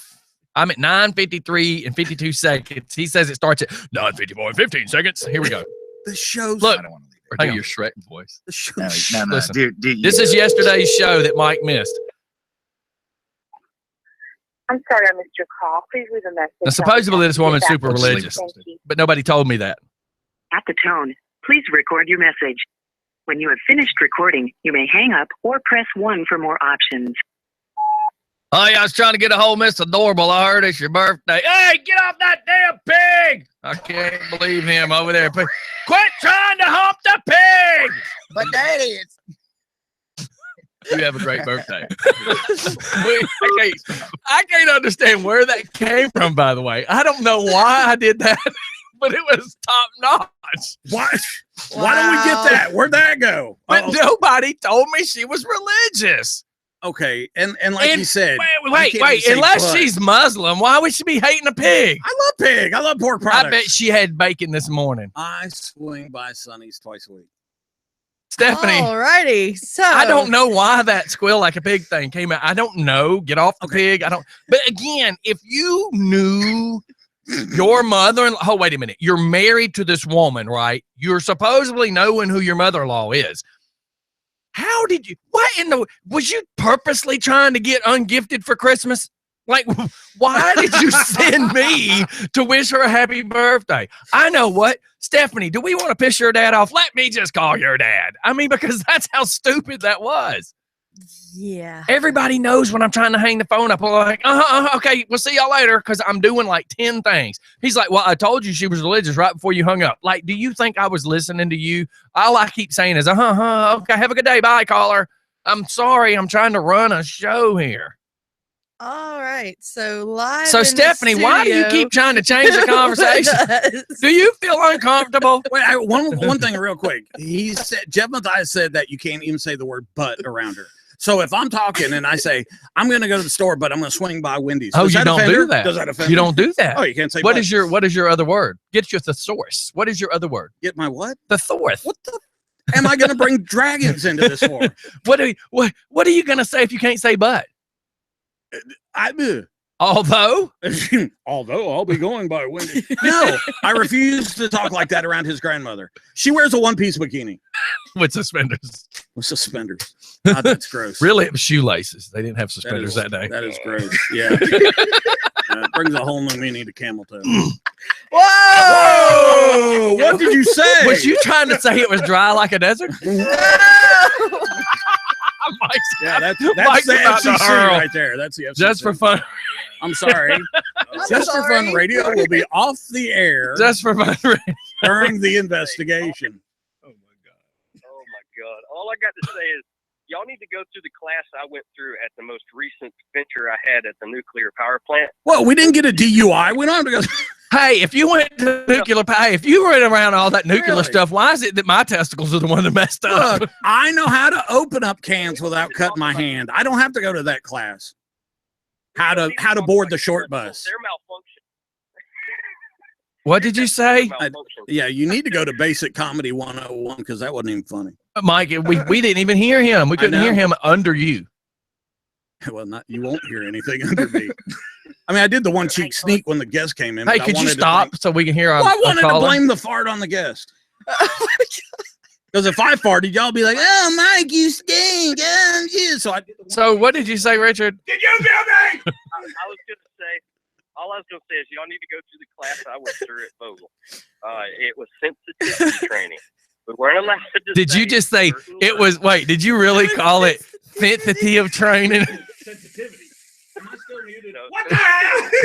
That was sensitive training. Go ahead. All right, Oh my God. Our main thing was you're not allowed to put nicknames on hard hats. You're not allowed to call people by their nicknames. So, of course, everybody calls me Little Richard. That's just yes. This is my nickname and pretty much my given name at this point. Right. Mm-hmm. All right. Because you're so little. I've always told Parents everybody. apparently hated you. No, it was a little bit different, but anyway. So I'm thinking, all right, well, people still gonna call me Little Richard. Well, my boss is in his morning meeting that they always do, and he has on his ringtone the day after the dadgum sensitivity training, and sure as the world, his ringtone says, "Little Richard calling." Oh, see? You gotta love it, man. That's the military sensitivity training. Wow. Listen, I got to point out something. That was bad. My wife addressed something to me yesterday, and I need to ask everybody their valid opinion. I want your opinion. Valid opinion. Mike, yours don't count, but I want everybody else's valid opinion. I think everybody knows I love your wife, and I'll openly admit it. So because I do radio, and I have to be very flamboyant, and I don't mean that in a gay sense, but I have to be very flamboyant on how I paint the picture for you guys that are listening. I have to paint a picture. Are you coming out? Oh, shut up. So as I'm trying to explain this, so yesterday my wife who listened to the show brought up something and said, "Scottie, you've got to find a different way of saying things." And I went, "What?" She says, "When you were describing something, why didn't you just say, so today, the guy?" And I went, "Okay." She goes, "Because you didn't have to say the fat black gay guy. You could have just said the guy." And I went, "Well, how am I supposed to explain the guy I'm talking about?" She goes, "Because that's not important." I went, "It's very important to my story." I'm not black. We're using a for instance. I'm not black. What? He knows he's black? We're using a for instance. Right? For instance, Mike, we're not pointing out the guest. We haven't exactly introduced him yet. We're not just singling him out. When you like introduce him, you'll say the black guy. I'm not. No, I didn't plan on it. I swear to God, I did not plan on saying it. He's going to say the black dude in the red shirt. No, I did not plan on saying that. I swear, dude. That wasn't going to say that. Think Jagged got you into this. But my wife says you don't always have to paint an image. I went, well, of course I do. That's the business I'm in. I'm that guy. So, Steph, opinion? Okay, shut I'm up. staying out of this. I was about to say thank Little you, Richard, Stephanie. your opinion? You could have changed it up a little and said instead of the black, fat black gay guy or something. Dude, are you going to put up with that? Nobody's talking about him. Stop pointing. I wouldn't put up with it, dude. I'd walk the hell out of it. Come on, man. Let's go eat breakfast. So I'm okay. Let's go. Mike. What? Little Richard, please Did you continue. go again? I'm fixing to mute you if you don't stop. Little Richard, please continue. Gosh. You could have said the flamboyant, dark gentleman in the giant moo. You could have said that. I could have said that, but now what sounds more insulting? Oh, if you use the word moo to describe me at any point, I'm smacking you. See, that would be more insulting. It would be like a 6-foot ninja punch. I don't know what you guys do in wrestling, but I would do it. He's not a wrestler. Yeah, he's not a wrestler. Jagged is your wrestler. Well, he's involved in it, right? No. This what he's here for has nothing to do with the wrestling. So what? It's just some white dude shows up in the backyard. Why do you gotta say I got a fucking gun? You cussed, Mike. Don't cuss. No cussing. What's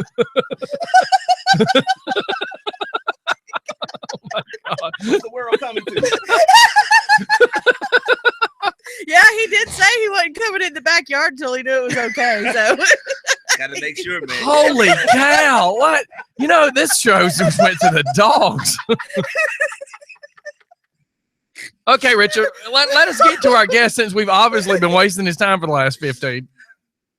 You got it, brother. Thank you, brother. All right, bye. bye, little Richard. Sensitive training class. Can you imagine? Hold on, I'm trying to find that button because it's like, oh, here. You are one pathetic loser. All right, Stephanie, your turn. All right, so And Mike, now about to eat. I'm kidding. Keep going, Steph.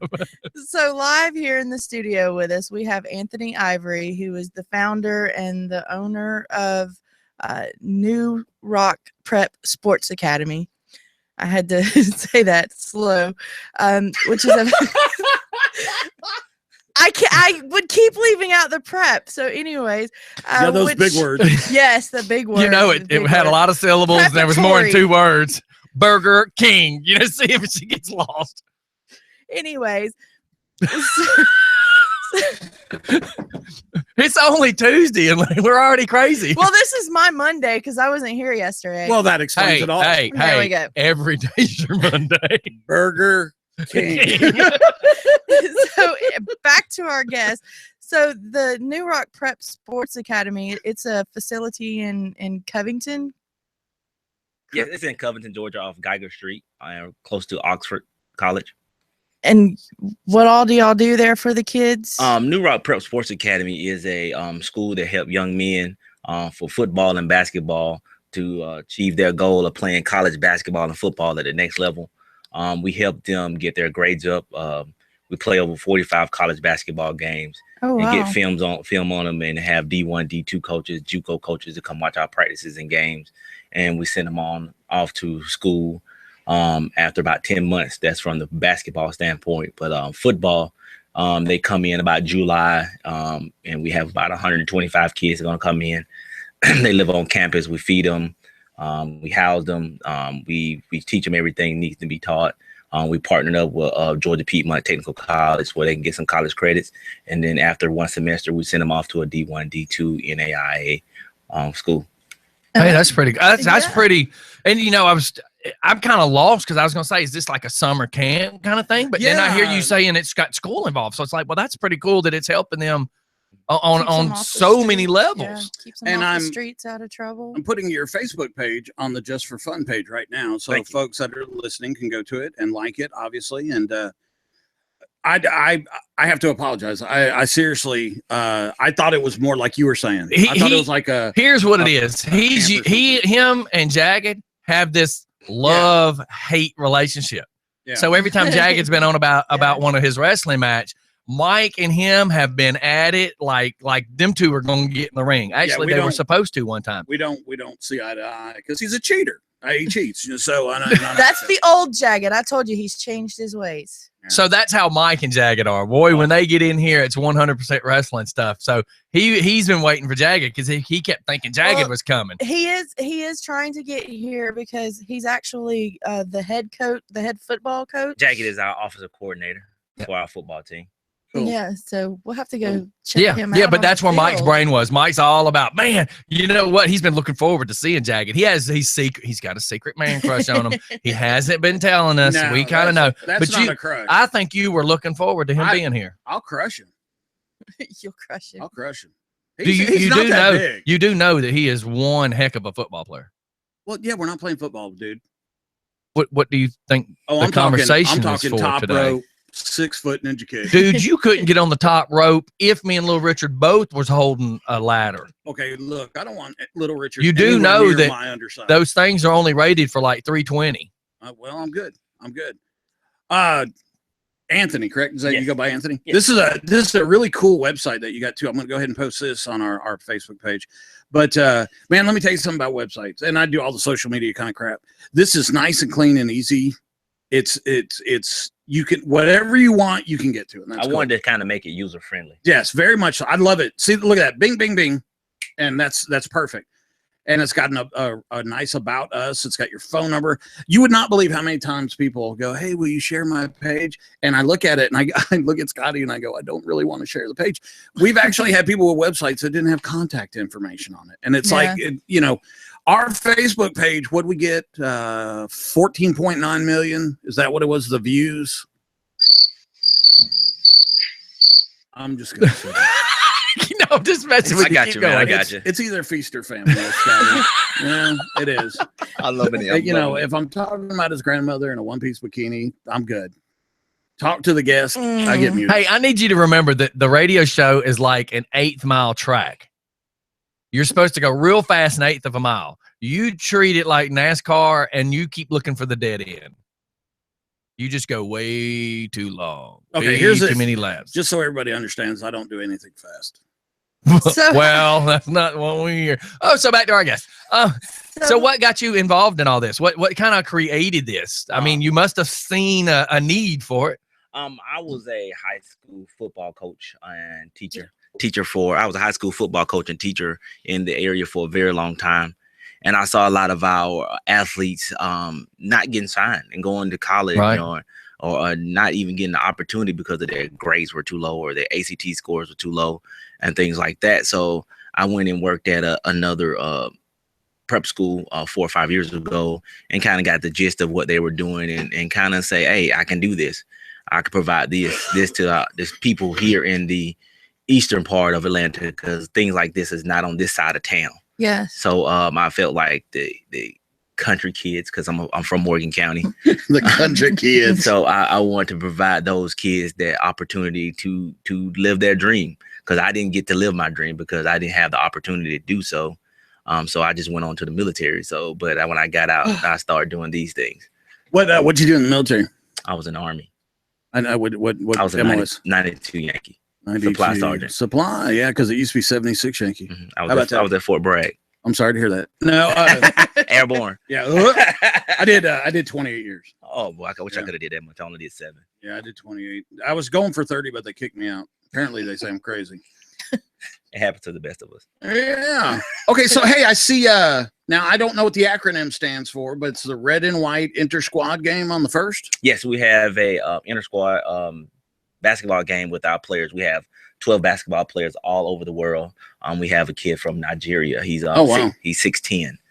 Oh wow, hot dog! And we have a local kid here from Salem High School that's about 6'6", and a lot of coaches are looking at him also. That's cool. And you're basically giving these kids second chances. Basically, just like the Netflix movie Second Chance You. Mm-hmm. We're pretty much that for a lot of those kids. That's cool. It seems like you're kind of consolidating it too. From what I'm saying, and that way the scouts and everybody, they don't have to go to all these places. They can just come to you. And we have a league also. Oh, cool. We have 4 other prep schools that's doing the same thing. We go around, have a conference championship, cool. All-star game, things of that nature. We're gonna play other colleges as well. We play Oxford College here in Covington area on the 15th. We're gonna play Shorter University there, junior college. We're going to play Wallace State. We're going to play other colleges, also junior colleges. So y'all should be able to beat Shorter. Don't do that to me, man. Why? Don't you do that? And this is This is just for the guys, for boys. Yes, we're particularly just concentrating on guys at this point, because most of the time guys don't. I have a great time of coaching guys. I haven't coached girls, so I kind of don't want to step into the realm I don't know anything about. That's right. Because all I can hear, right now, all I hear is Tom Hanks going, "There's no crying in softball." I mean, you know, that's or baseball, whatever he said, but there's no crying, and that's what I visualize is, you go from being used to yelling at the guys, "All right, get up, get moving," and all of a sudden, oh my God, why are you crying? You have a point there, but I'm not going to say anything. You said it. God, that would be so friggin' hard. And at what age can the guys start coming? From 17 to about 21. Cool. That's awesome. I know. On his Facebook page, I'll tell you how interesting this is that he's also got the national testing dates for the SAT and the ACT. Mm-hmm. So you see what I'm saying is that you're not just pushing the athletic part, you're pushing the good academic part. Most of our coaches have been in the education field already, or been a teacher or professor, or been in the education field for over at least 5 years. Really? So yeah. everybody has a bit part of the education part. So we don't have people that just want to be coaches. Right. That's not what we're trying to do. Our overall goal is to try to get them academically stable so they can go to the next level. The reason why they didn't go to the next level, and 9 times out of 10, is because of their academics. Yes. Yeah. Well, I agree. They love to play sports. Now, see, my son is the other way. I can't get my son to do anything contact. I mean, it's just not there. And his contact, his contact is finger to keyboard. Yeah, but he's brilliant, and it's kind of hard to fight it. My oldest son, he's at Southern Poly, here again. He's taking computer science and Korean, so they're great kids. They're smart, but just no football games to go to. Football. We're going to have football in 2017. We're going to play 12 college football games. Oh, God. Wow. Here in the Rockdale, Newton County area. Oh, man. Please beat the dogs so they'll shut up. God. Hey, man, that's my school. I'm sorry. I really am. Don't do that to me. I grew up 20 minutes from there. I know. Maybe your parents could have moved. Stephanie says that was her school, too, because she picked up trash there one weekend on community service. Her uncle says it's his school because he's driven by there once. Her cousin says it was her school because she had sex in the parking lot one time. I'm just, you know what? I'm a Georgia Tech fan. I'm sorry. I know, right? They both are. And I just know the Georgia Tech guys are smart. Who cares if they can throw a football? They're the guys building nuclear bombs. They're blowing themselves up. They're smart enough to hire that type of coach, huh? Yeah, man, I tell you, most of the UGA fans might as well be Waffle House employees. They got no teeth, never made it past the third education grade. They don't know who's playing. I have a And master's. you know what? Do you really? I'm working on mine. Those university, Mike's got a master's too, but it's totally different. Watch shaking right hands with him, by the way. Those University of Georgia graduates are probably the ones that are teaching your kids. Listen, I know. Wait, stop for just a second. Don't stop. Maybe that backfired. Here's a very valid point we need to point out, though. Well, the people that are graduating from the school actually went to the school. They can actually say it's their school. Yeah. The sheetrock guy who hung the sheetrock in the men's bathroom can't say that's his school. I mean, the guy that was on probation picking up trash can't say that was his school. People that didn't go anywhere past the 9th grade can't say that's their school. So literally. So what you say about Alabama fans then? Oh my God, they might as well all have went to Alabama. It took them an hour and a half to watch 60 Minutes. I'm not worried about it. I just laugh because half the people that are walking around with UGA gear on bought it at Walmart. They don't know nothing about the school other than that's my school, man. Did you see the dog? Don't do it, man. And then you go like this. You go, hey, who they playing at quarterback this week? Man, we have fun tailgating. No, I took my 14 grills. Hey, that's the best part, baby. What's your master's? I'm not knocking the students.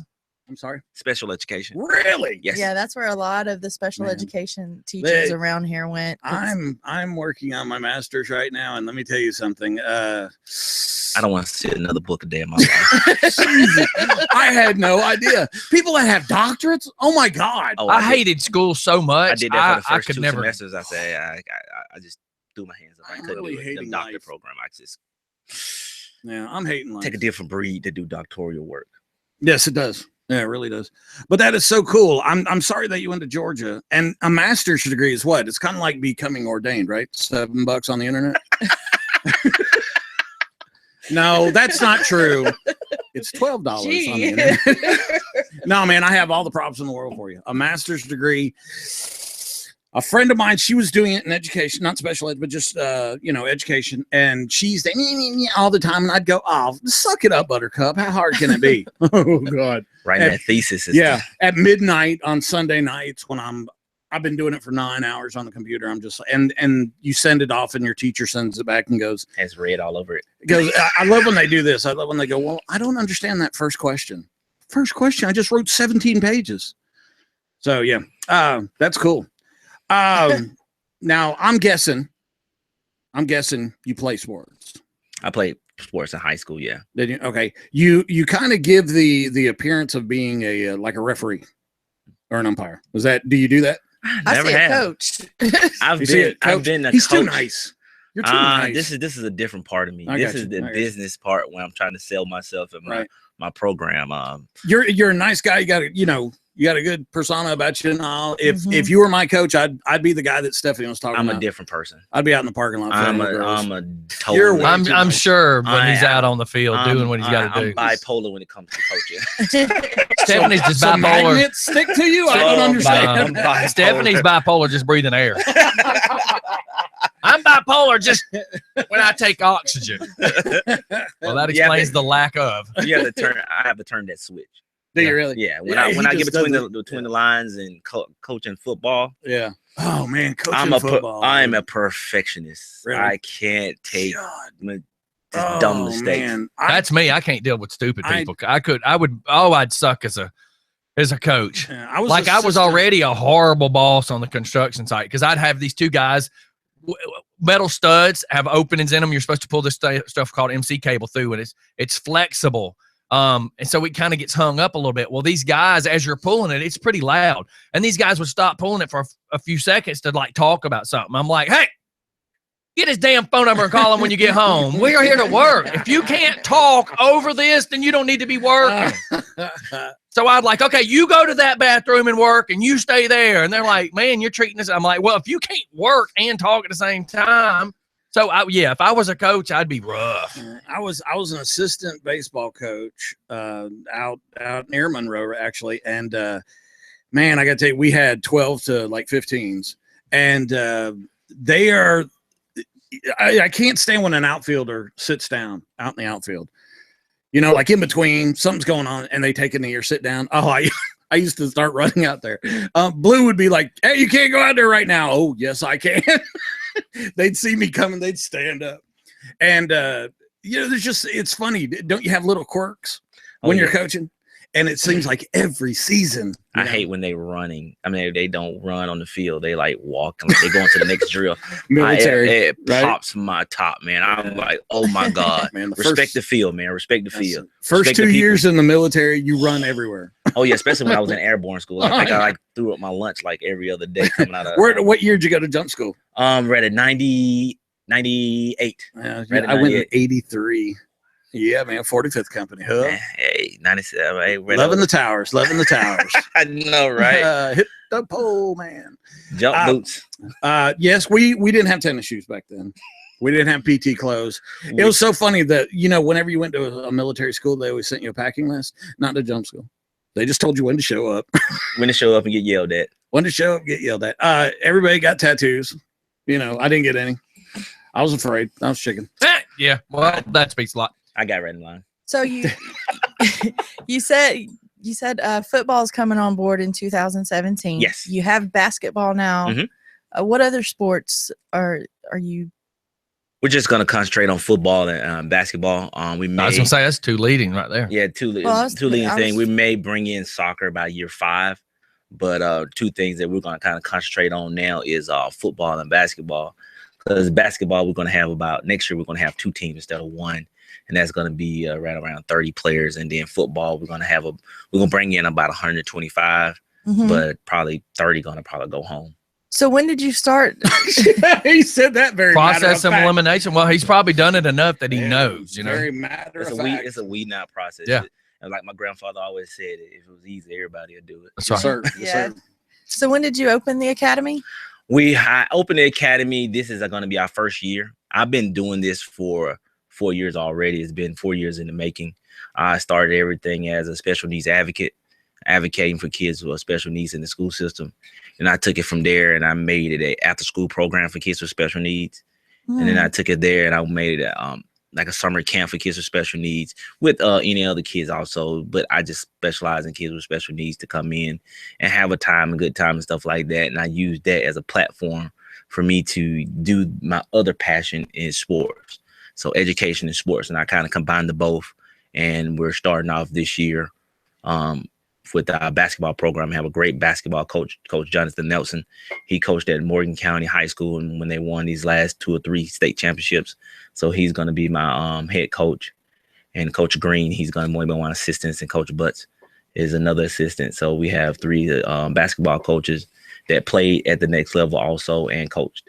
That's cool. Yeah, cool. That's really cool. That's really good to put the kids around that. You know what I mean? Because at least then you have all that talent. I mean, that's truthfully what you got to have, and you're inspiring them because at least you're keeping them entertained as far as the school part of it, but then the sports part of it. So you got both of the interests, or at least you're hoping the sports interest, knowing that they can go further because this is a second chance. You know, the kids that we have, we had more. We had to let some of them go home because they didn't buy into the program, right? And with that, with the one or 2 going home, I kind of caught the attention of the rest. I would think so. So they kind of bought in with the great, with a great coaching staff. I couldn't do it without them. And that's good. They're the backbone of the program. Anything we are doing there, because I could just shout out to Coach Nelson. If it wasn't for him, we wouldn't have this program going on right now. Now, do you require your coaches to be on time or early? If you're on time, you're late. Okay, I was just bringing that up. Where you at, Jagged? Oh, I thought you were implying the fact that 4 days out of a 5-day here, you show up sometimes on time. Yeah. I'm retired. I don't even have a watch. You know, you can spell retired it the same way if you spell it the way you spell it. I come in fashionably late and I make an appearance. His show starts at 7 in the evening, and he gets here at 5. Yeah. And I have to listen to all this old lady cackling downstairs before show starts. He's supposed to be here at 7. And he gets here at 7:45. Yeah, every morning. You're a nice guy. I don't think you would like to come to my show, but I will offer an invitation. Well, he hangs out with a bunch of football players. It's similar. Think about it. I was a police officer. I was in the Army. And football. So. Okay. Monday nights, 7 to 9 here at the studio. You're more than welcome to come and to just leave your IQ in the car. Everything will be okay. If you drink beer, there's usually quite a bit of it. We eat, we drink beer, and we solve world problems, basically. Yeah, so they make problems. Sounds like my show. Yeah. So here, being all involved in this, and especially being around the kids, I got to ask you, and if it's not right, then you tell me. Don't let. Oh, please, God! Why are you asking them? It's about the national anthem. This is like Jeff Matthias. It's the national anthem issue. His mother. You are a soldier. You are a police officer. Now you're a coach, and you have all these influential 70 to 21-year-old guys. And I guarantee it, somebody has got to look at you and say, "Hey, coach, what do you think about all this?" That's a great question. You got me there. From a standpoint, I have been all those people, but the first thing I've ever been was a black man. So I have to stand on that standpoint. That's fine. I mean, we're I gotta stand on that. I have to stand on that platform because some of the things that I had to go through, I don't think people shouldn't have to go through because of who they are, where they come from, and the tone of their skin. Yeah. And if you're doing it in a way. Let me catch this real quick. Just fun. Hello. Hey. Hey. How you doing? Good. How about you? I'm doing fine. All right. You recognize his voice, don't you, Mike? No. Keep playing. Military Mike. Yeah. Yeah. Yeah, Military Mike's on the phone here. Yeah. Oh Lord. Yeah. Yeah. It's a good thing I couldn't make it down there, Mike. Yeah. You gonna have to have it out. Well, you know what? I sprayed all that Febreze for nothing. That's so you can smell better. That's right. I have never in my life used Febreze in a preemptive strike. Yeah, but you're gonna need to Febreze that seat when you stand up, sir. How's everybody doing? Well, we were doing good till you called in. Hey, listen, it would have been much worse if I had showed up, right? What happened? I thought you were coming in, man. I got baby daddy duty. That's cool. That's cool. A 5-year-old and a 2-year-old trying to get them dressed and ready for school, and they were wearing me out. I thought I got everything ready last night, but that don't work. I know it doesn't. You got it ready last night, but the 2-year-old said, "No." Right. Change of plans. We got a 2.5-year-old here, and she's a handful. Yes, she's a handful, and then when she gets ready to leave, then she comes up with all these orders of things that she wants, and I'm the private. I'm supposed to say, "Ma'am, yes, ma'am." Yeah. I like her. Gotta love them. Like yeah. Gotta love them. They're great. Well, man, go ahead. I'm sorry. Go ahead. Well, I was going to pose it to you. I mean, we're talking about the national anthem. Oh, you're still gonna go back on that subject? Okay, well, no, I wasn't finished. Yeah, go ahead. Go ahead. And I kind of want to finish that because it is a touchy subject. But you got to understand where everybody comes from. Yes, sir. And if you know everybody's background and the reason why they're taking a knee and things of that nature, then I see that's okay. But if you're just taking a knee as a fashion statement, stand your ass up. Yeah.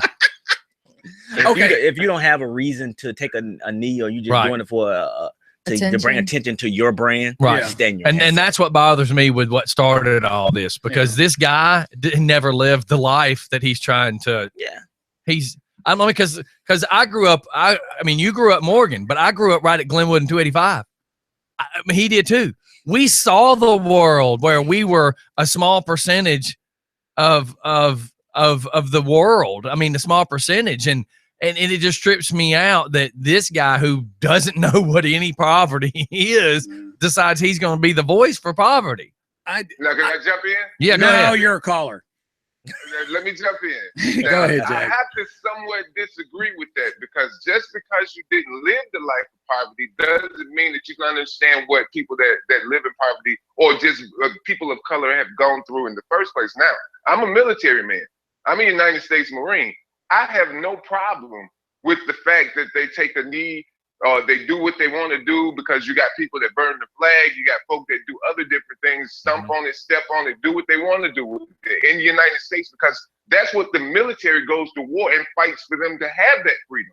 So you have to protect it, right? I applaud him for having the guts to use his First Amendment right to stand up. Now, let me give you a point, example of what we're talking about, because I think we're missing the point of the fact that he's kneeling and not looking at the reason why he's kneeling. It started with Kaepernick, and it started with a lot of other people that did it in all small ways and did their little thing with the T-shirts and the Black Lives Matter, and they got fined for the WNBA and this, that, and another. And it started that before Kaepernick did. All right. Now, here's the thing. The thing that was told to him by one of the analysts on ESPN was to shut up and go sit down. You're a backup quarterback. So again, you're trying to silence his voice. It doesn't matter if he was a backup quarterback, a manager on the team, one of the guys that picked up paper in the stadium after everybody left. It doesn't matter who he is. He has a right as an American to protest, and he's not hurting anybody. Yesterday, the guy that set off the bombs that had the attempt to do whatever he wanted to do, however he wanted to do it, got into a shootout with the police. They shot him in the leg and the shoulder. They saved him. They took him in because it's all about questioning him, right? Yes. You got the guy in Tulsa whose car broke down, walking back to his car with nothing in his hands, nothing in his car. Now, mind you, the police didn't know what he had in his car, but if you can shoot someone who set off bombs in the arm and the shoulder who was shooting at the police. You can't tell me you couldn't tase this guy and take him down to find out that whatever the issue was. So that is what we get upset about. Right. Is that you take one guy alive who happens to be not of our color, and you take a person of color because you have a question. And then the thing, it was caught on tape with the guy saying he looks like he's going to be trouble because he was a big black guy.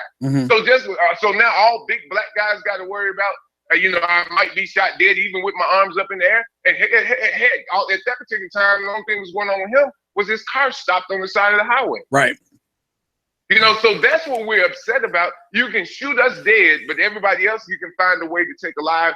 Everybody's ranting on the thing about the guy that stepped in the church, killed the 9 people. That not only did they take him alive, but they took him to Burger King because he was hungry. Now, do you think if I came right there and however many people inside of there and just shot it up, and they had to come find me, you think if I told them I was hungry, first of all, if I'm still breathing, do you think if I told them I was hungry, they're going to stop by the closest Wendy's before they take me to jail?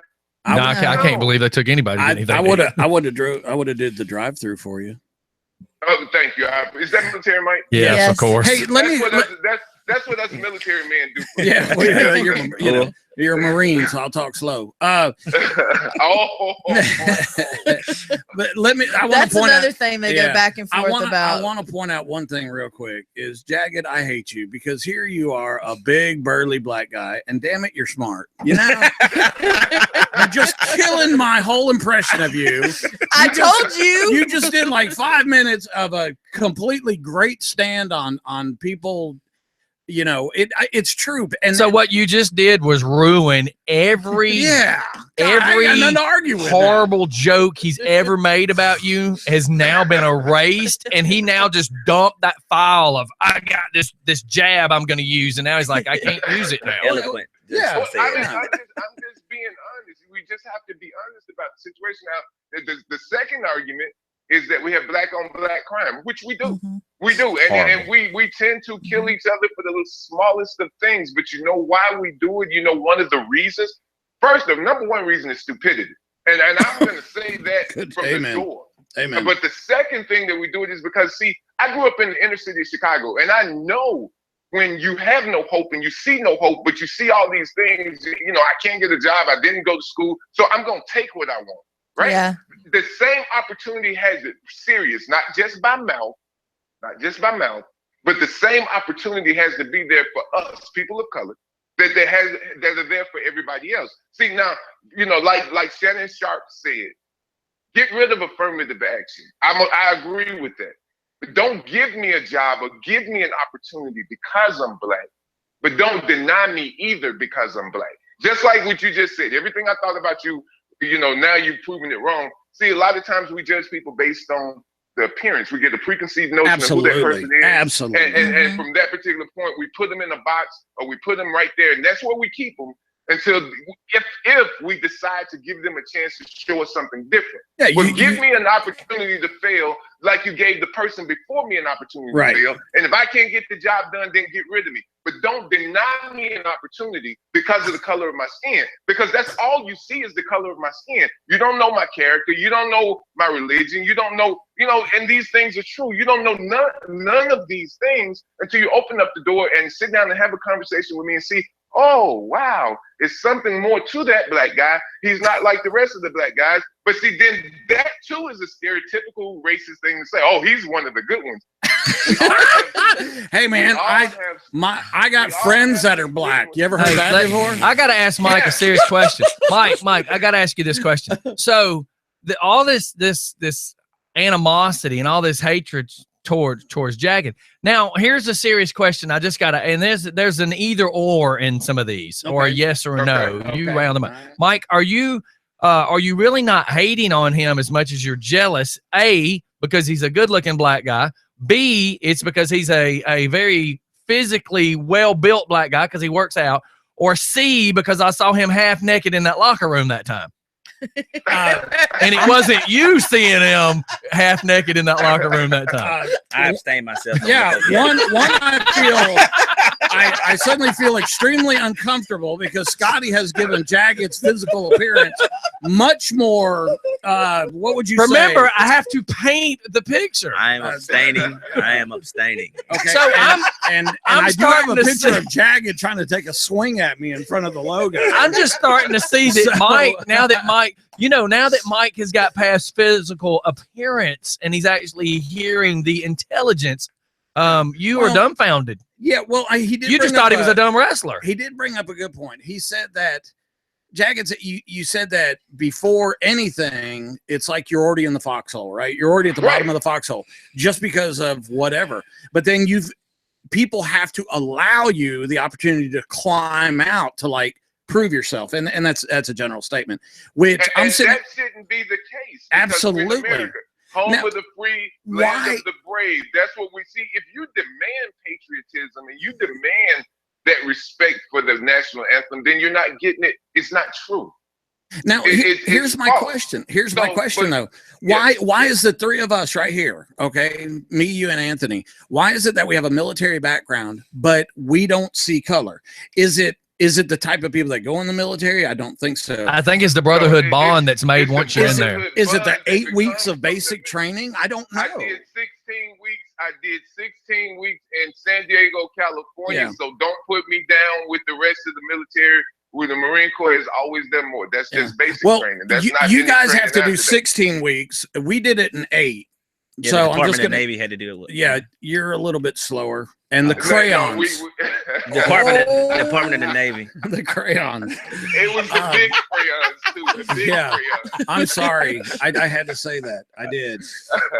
And you know what they say, once you go black, you never go back, right? Mike. What? And if you go, are you still visualizing him half naked in the locker room now? I wanted to add this other part to it is once you go white, then you go back black. So,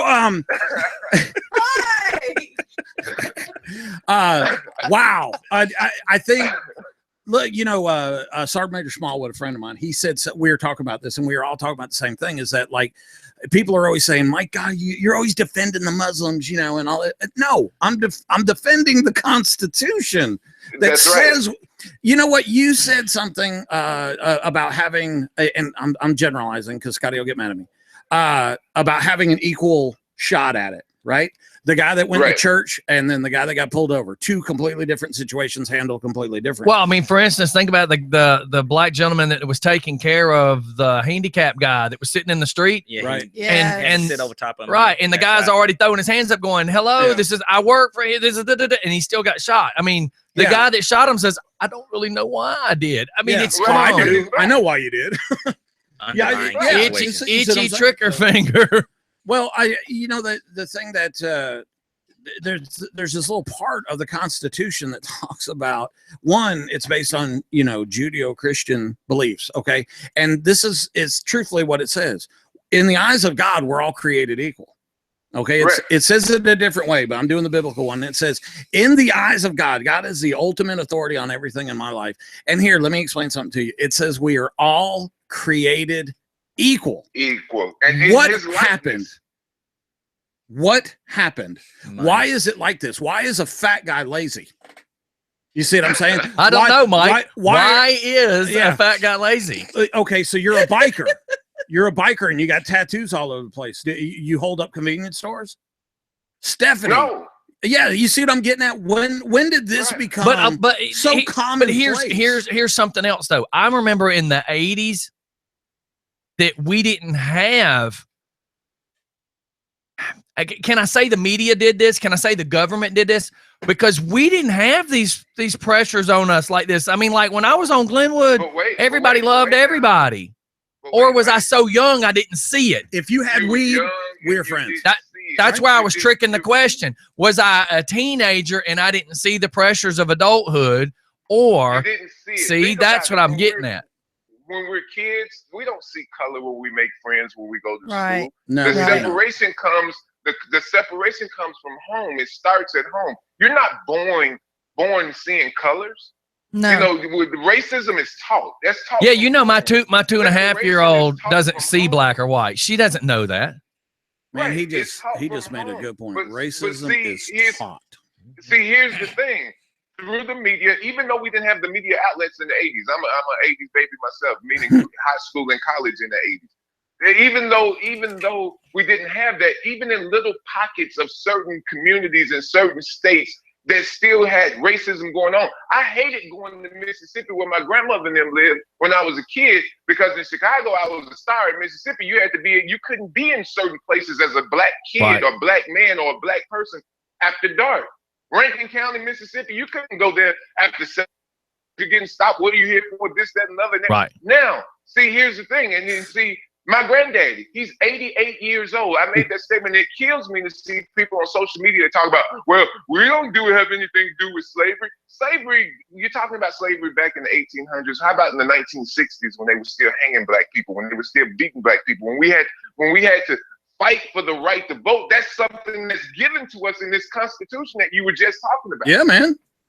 You know, but it was okay to hang us from trees and stand around and take pictures and think about that. We're talking 60s, 70s. Yeah, now, man. When I watched the movie Selma, that was insane.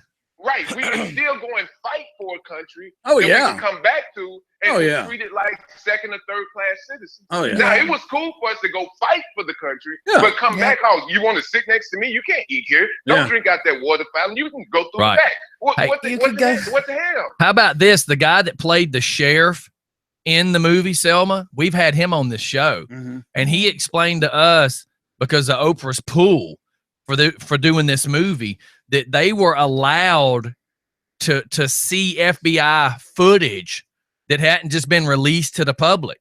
And he said some of the things that he saw, he said, I can't put it to words. He said, really, the only thing I can compare it to would be Hitler. He said, the character in which I am playing, he said, only thing I can compare it to would be Hitler. He said, because the things that happened in the United States when Selma was happening, and they have all this footage of that can't be seen by the general public. He said, it makes you think of what happened over there during the war. Oh, yeah. So crazy. It's kind of sick to know that here we live with the Constitution, and that's where we were at that moment. Man, we're having a nice conversation about football. And then you went down Jagged that road. Edge gets on the phone. We're talking about Selma. You took it to that level with that go back stupid to football and basketball. I got a lot of stuff for that now.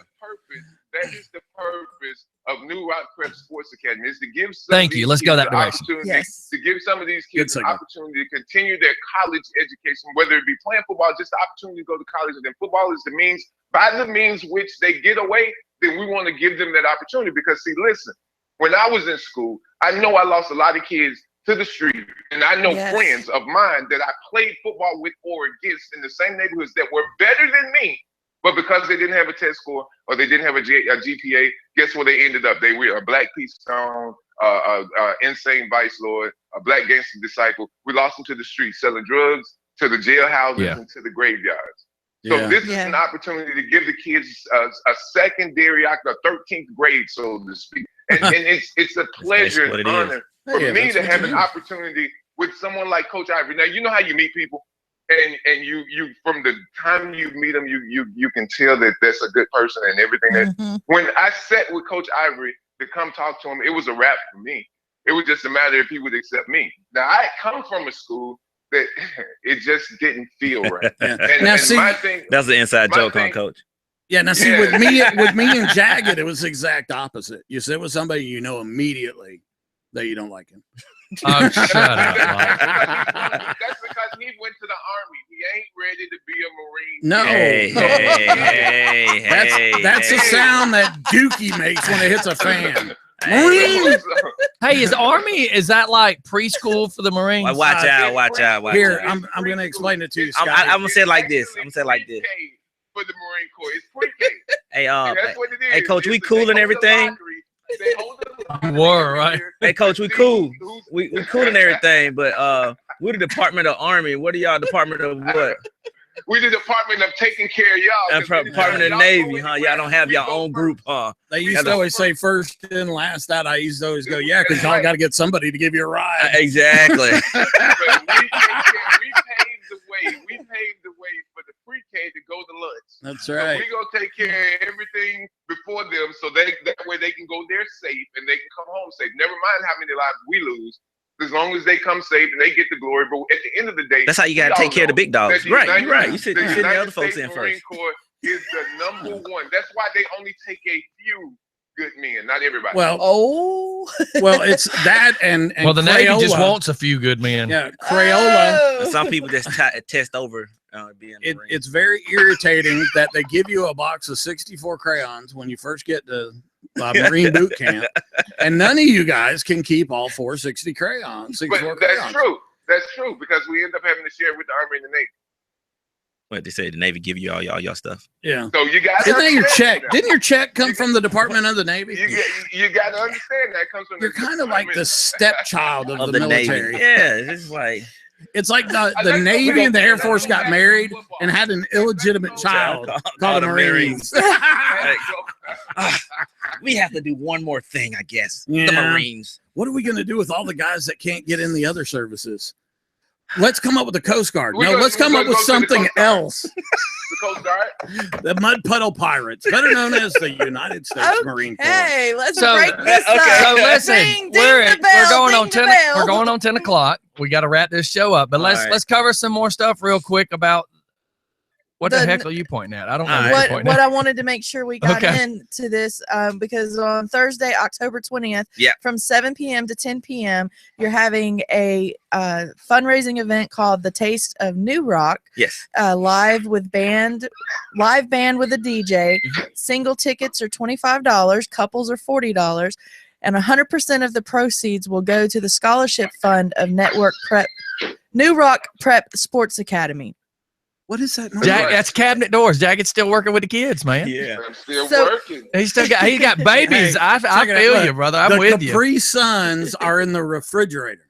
But yeah, we're doing a wine tasting, and we're inviting all the businessmen and businesswomen and politicians and local people to come out and support these young men and give a donation, so it won't be such a burden on the mothers and fathers of these kids, because running a prep school is not a cheap thing, and the tuition is not something that you can kind of drop in a bucket. So what we try to do is come up with different ways to hey man, calm down over there.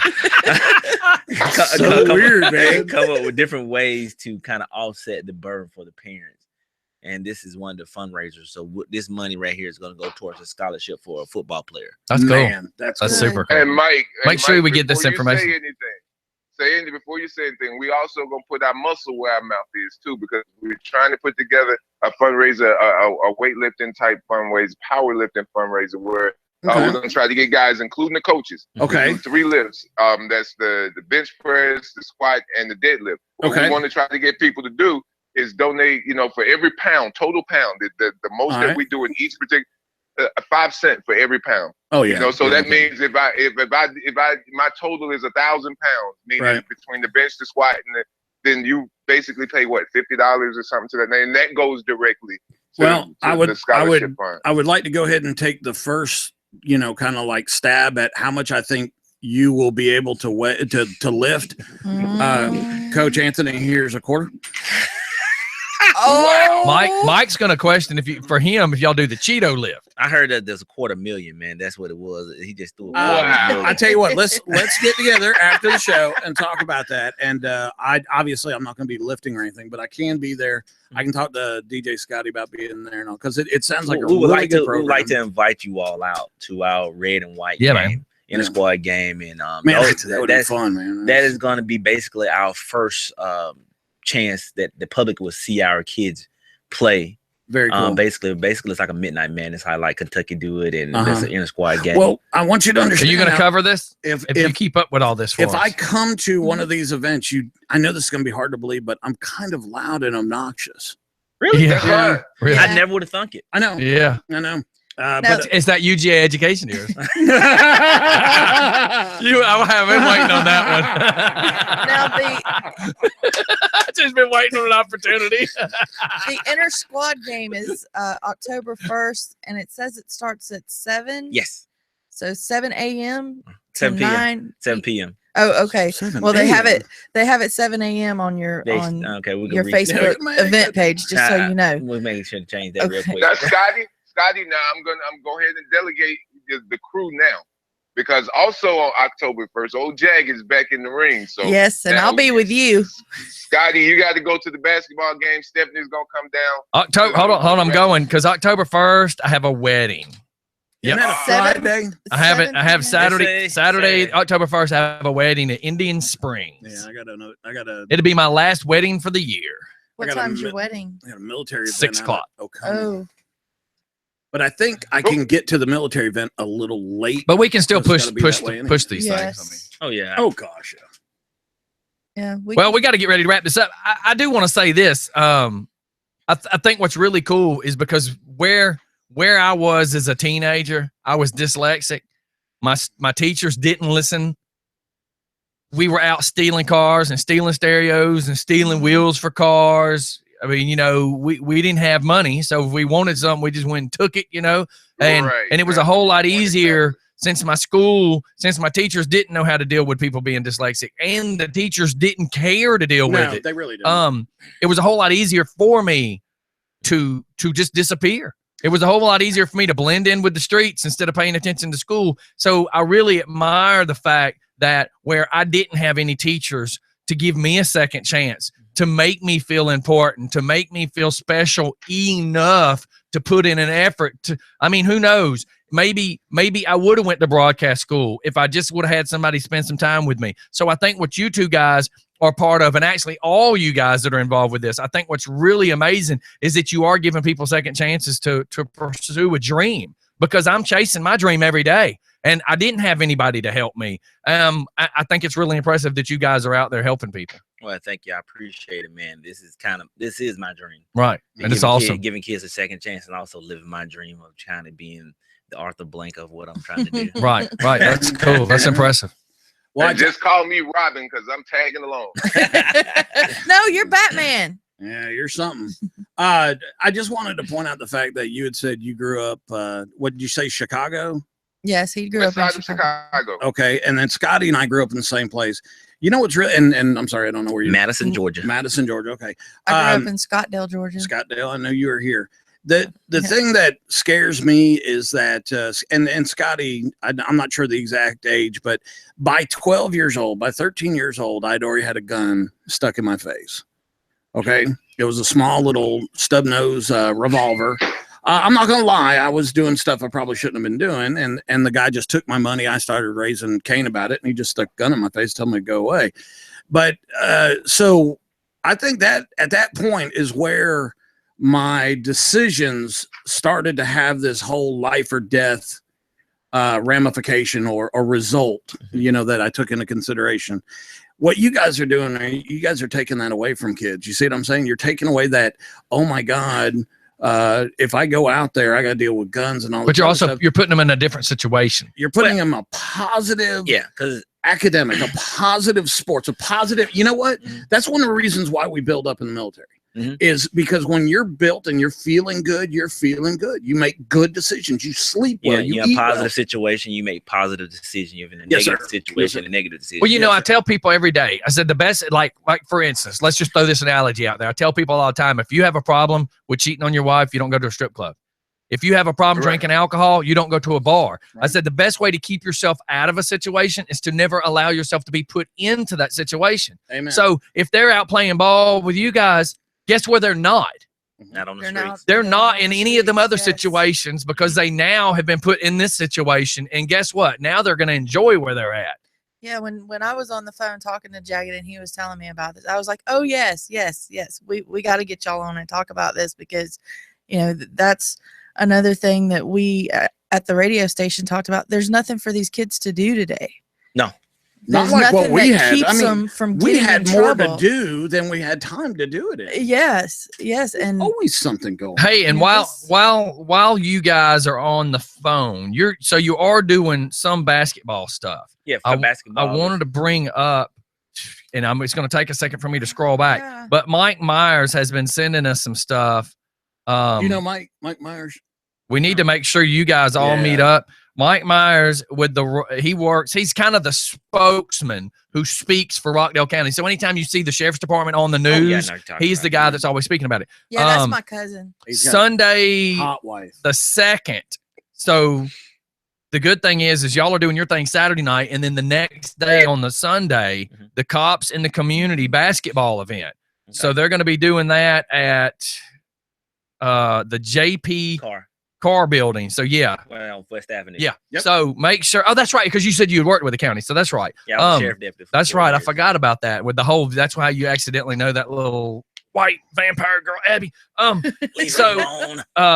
she's listening too, which is really funny. Hey, Abby. But that would be a good thing for y'all to pop up. Yeah. Because then you're going to get to see everybody and plug the hell out of what you're doing. Yeah, they get a lot of coverage too. Yeah, so, yeah. They're wanting us there, but I don't know that I can actually work it that day. But I definitely said I was going to try to be there. Look it up. Let us know. Let them know that we're coming, and we're okay. Oh yeah, I will. Yeah, man.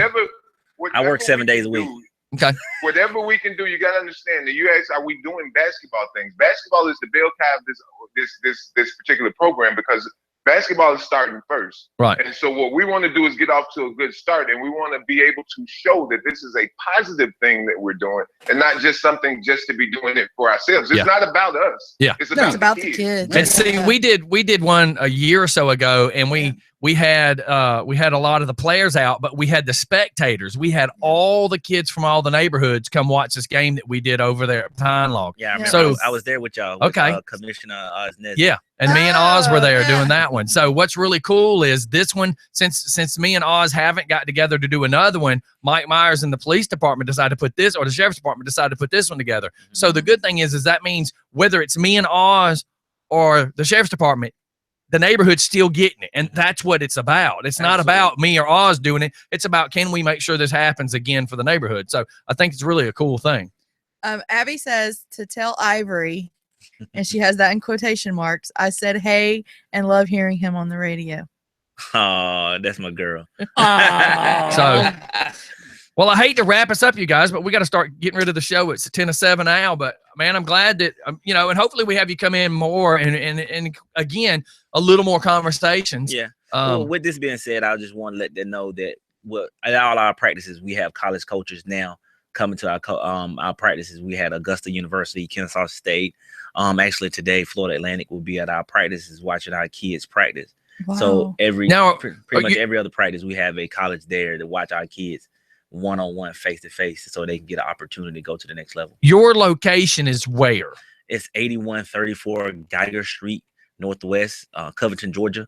Okay. We're 2 doors down from the DMV in Covington. So where everybody goes through Oxford and you go over, coming from Covington, 81 Oxford, take a left after the bridge. There's a crazy green house there that I've always really liked. You take a left and go down, and they're down on the right. Yeah, so if you go down to the driver's license place, that's where they're at. Yeah. Now, when you do your practice, it's open for anybody to come just check it out? You come to practice anytime. Okay.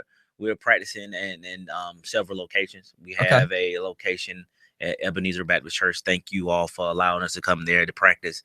We also practice at Wolverine Gym. That's where we practice most of the times at. All right, man. Well, I hate to cut it. Let me say one thing. Yeah, man. Go ahead. Just so everybody will know, we're not asking you to give us anything. We're asking you to give these kids an opportunity to be successful. That's it. Anything that you give us goes straight to the kids. Exactly. Everything. That's super cool. It's a matter that, like I said before, don't deny them because of, but give them an opportunity. Give them an opportunity to fail. And that's the whole deal. Because we feed them 3 times a day, 7 days a week, and we house them. And that's what I was going to ask the housing part. I know it's got to cost a lot of money. They're doing a lot of cooking. Oh, yeah. Thanks to my wife. Thank you, darling. Magnolia. All right. Well, I hate to do it, man, but we got to wrap this up. Great show. But the good thing is we'll have to have you guys back on. And this time, Jagged, of course, you got the baby duty, dude. I'm with you. I understand. I almost had to do it. I got a pregnant wife and 2 kids, and you know how it goes. Hey, have you figured out what caused that yet? I mean, I know. I thought Mike sniffed in the house or something, but I don't know. Look, there's a difference between the milkman coming over. He's more like the milk and cookie man. You know, he ain't sneaking nowhere. Man, my street name is Little Debbie. Well, you Twinkie. definitely need to come in here and talk about what's going on October 1st and October 22nd before that comes up, especially the one on October 22nd. That's the one I'm looking forward to. Yeah, body bag match. Yeah, man. All right, brother. We hate to run, but hey, you have an open invitation to call us at any time. So hang on to the number, and anytime you want to call, just feel free to call. All right. Just want to tell everybody in Georgia, let your next move be your best move, and let's help out New Rock Sports Prep Academy. And listen, hey, since you got the number, you can call anytime to talk about wrestling, and you can call anytime to give us some highlights of what y'all are up to. So anytime you want to call this number, you feel free. Will do. All right, brother. Thanks for calling in. All right, Coach. All right. Talk to you later, Coach. All right, Coach. See you, buddy. Bye-bye. Bye-bye. So, yeah, man, we love having Jagged around. But, him having a number, same for you. Anytime you got any highlights or anything, make sure you and Steph stay in communication with numbers. I sure will. Mike, I try to tell people when they bring in guests, make sure y'all stay in constant communication in case there's something we need to help get the word out on. Yeah, anything you got coming up that you want people to know about. On one thing we have to honor the 1965 state runner-up Wolverine team because this building that we in was the old black high school in Newton County, and we want to honor them on. We have how odd is that's even having? You know what I mean?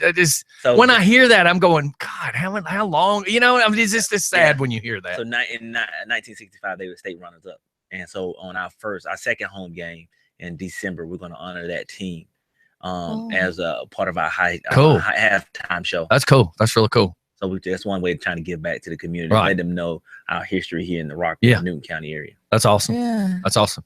All right. Well, Mike, anything out of you? Man, great conversation. Yeah, great everything. Man, I think it was awesome. I enjoyed big time. Appreciate y'all. Yeah. God, I hate Jagged actually smart. Oh, you hate it because he's smarter than you really ever wanted to give him credit. Now I feel bad. God, I'm over it. Wow. Love that is hilarious. That is hilarious. All right, you guys, we're going to get out of here. Anything else comes up, just shout at us and let us know. I have somebody at an odd phone number calling. I have no idea who it is. Hold on. Let me just see, just because what if? Hello?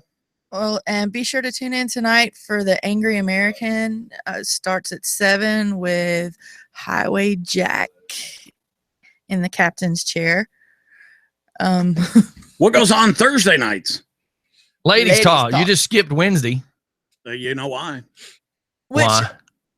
The roughage. Which I was looking at the wine tasting, and on Thursday nights sit around with a bottle of wine and do the ladies talk. That would be pretty cool if maybe bring it on down. Yeah, bring it on down. Maybe that's something to think about. A live ladies talk from the wine tasting event that he's going to have. I knew nothing about his wine tasting, so that's why I'm kind of going. What are you talking about? I was trying to answer the phone. We have about 6,000 square foot event hall, so come on down with stage. That'd be cool. Just a thought. Yeah, and a commercial kitchen. Yeah, I'd be pretty good. I'd figure that out. Thursday, I had to get the live stuff figured out because our streaming capabilities is what complicates things. All right, man, we got to go. Thank you. Tomorrow we're gonna have Bobby from KMT Systems in the house. They're gonna be discussing all the security cameras and all the really cool things. And as I was trying to explain to people, Sunday here it was a rainy day, and there's a cat walking around in the rain, kind of just pacing slowly up and down the sidewalk, and he was acting like he was going door to door, knocking on people's doors to sell something. It's raining, and it's a Sunday. That's so odd. That is so very, very, very odd. So thank God I had cameras up, because as I'm looking, and I'm not going to tell everybody my business where my stuff is, but I'm kind of looking at the cameras and I'm looking at the screen, and I'm like, why is this dude walking back and forth? Like it's pouring down rain. Like, what is up with this dude? And who talks on their cell phone in the pouring down rain? Unless you are Lil Wayne and you got that phone that can go in the fish tank, you ain't walking up and down the sidewalk, not in Conyers, with a cell phone in the pouring down rain. And what are you truly selling on a Sunday in the pouring down rain? So something wasn't right. But it was really cool to have the cameras in. So he's going to come in and talk about that a little bit. So we're going to get out of here. Everybody have a great day. Thanks, you guys, for being part of the show today. Thank you. And then we're looking forward to trying to do some more. And, we always try to give back and help the neighborhoods as much as we can. So Yeah, and anytime, like he was saying, anytime you have something coming on or you just want to come back and talk some more about the program, just give me a text, call, and we'll get you back in here because it's open invitation. Oh, I surely will. All right, man. We'll see y'all. We're going to get out of here, you guys. Everybody have a great day. Have a good one. It's Just Fun Radio. We'll check you tomorrow. Go Dogs. That's my team, man. I picked up trash there one time on community service. I met my first 4 wives there. We'll get out of here, everybody. Bye, y'all. Yeah, definitely keep in touch. Thank you. Oh, my God. We love you guys. We'll see y'all on the flip side. Yes. Bye. See y'all later. We have that effect on people. Oh, man. That was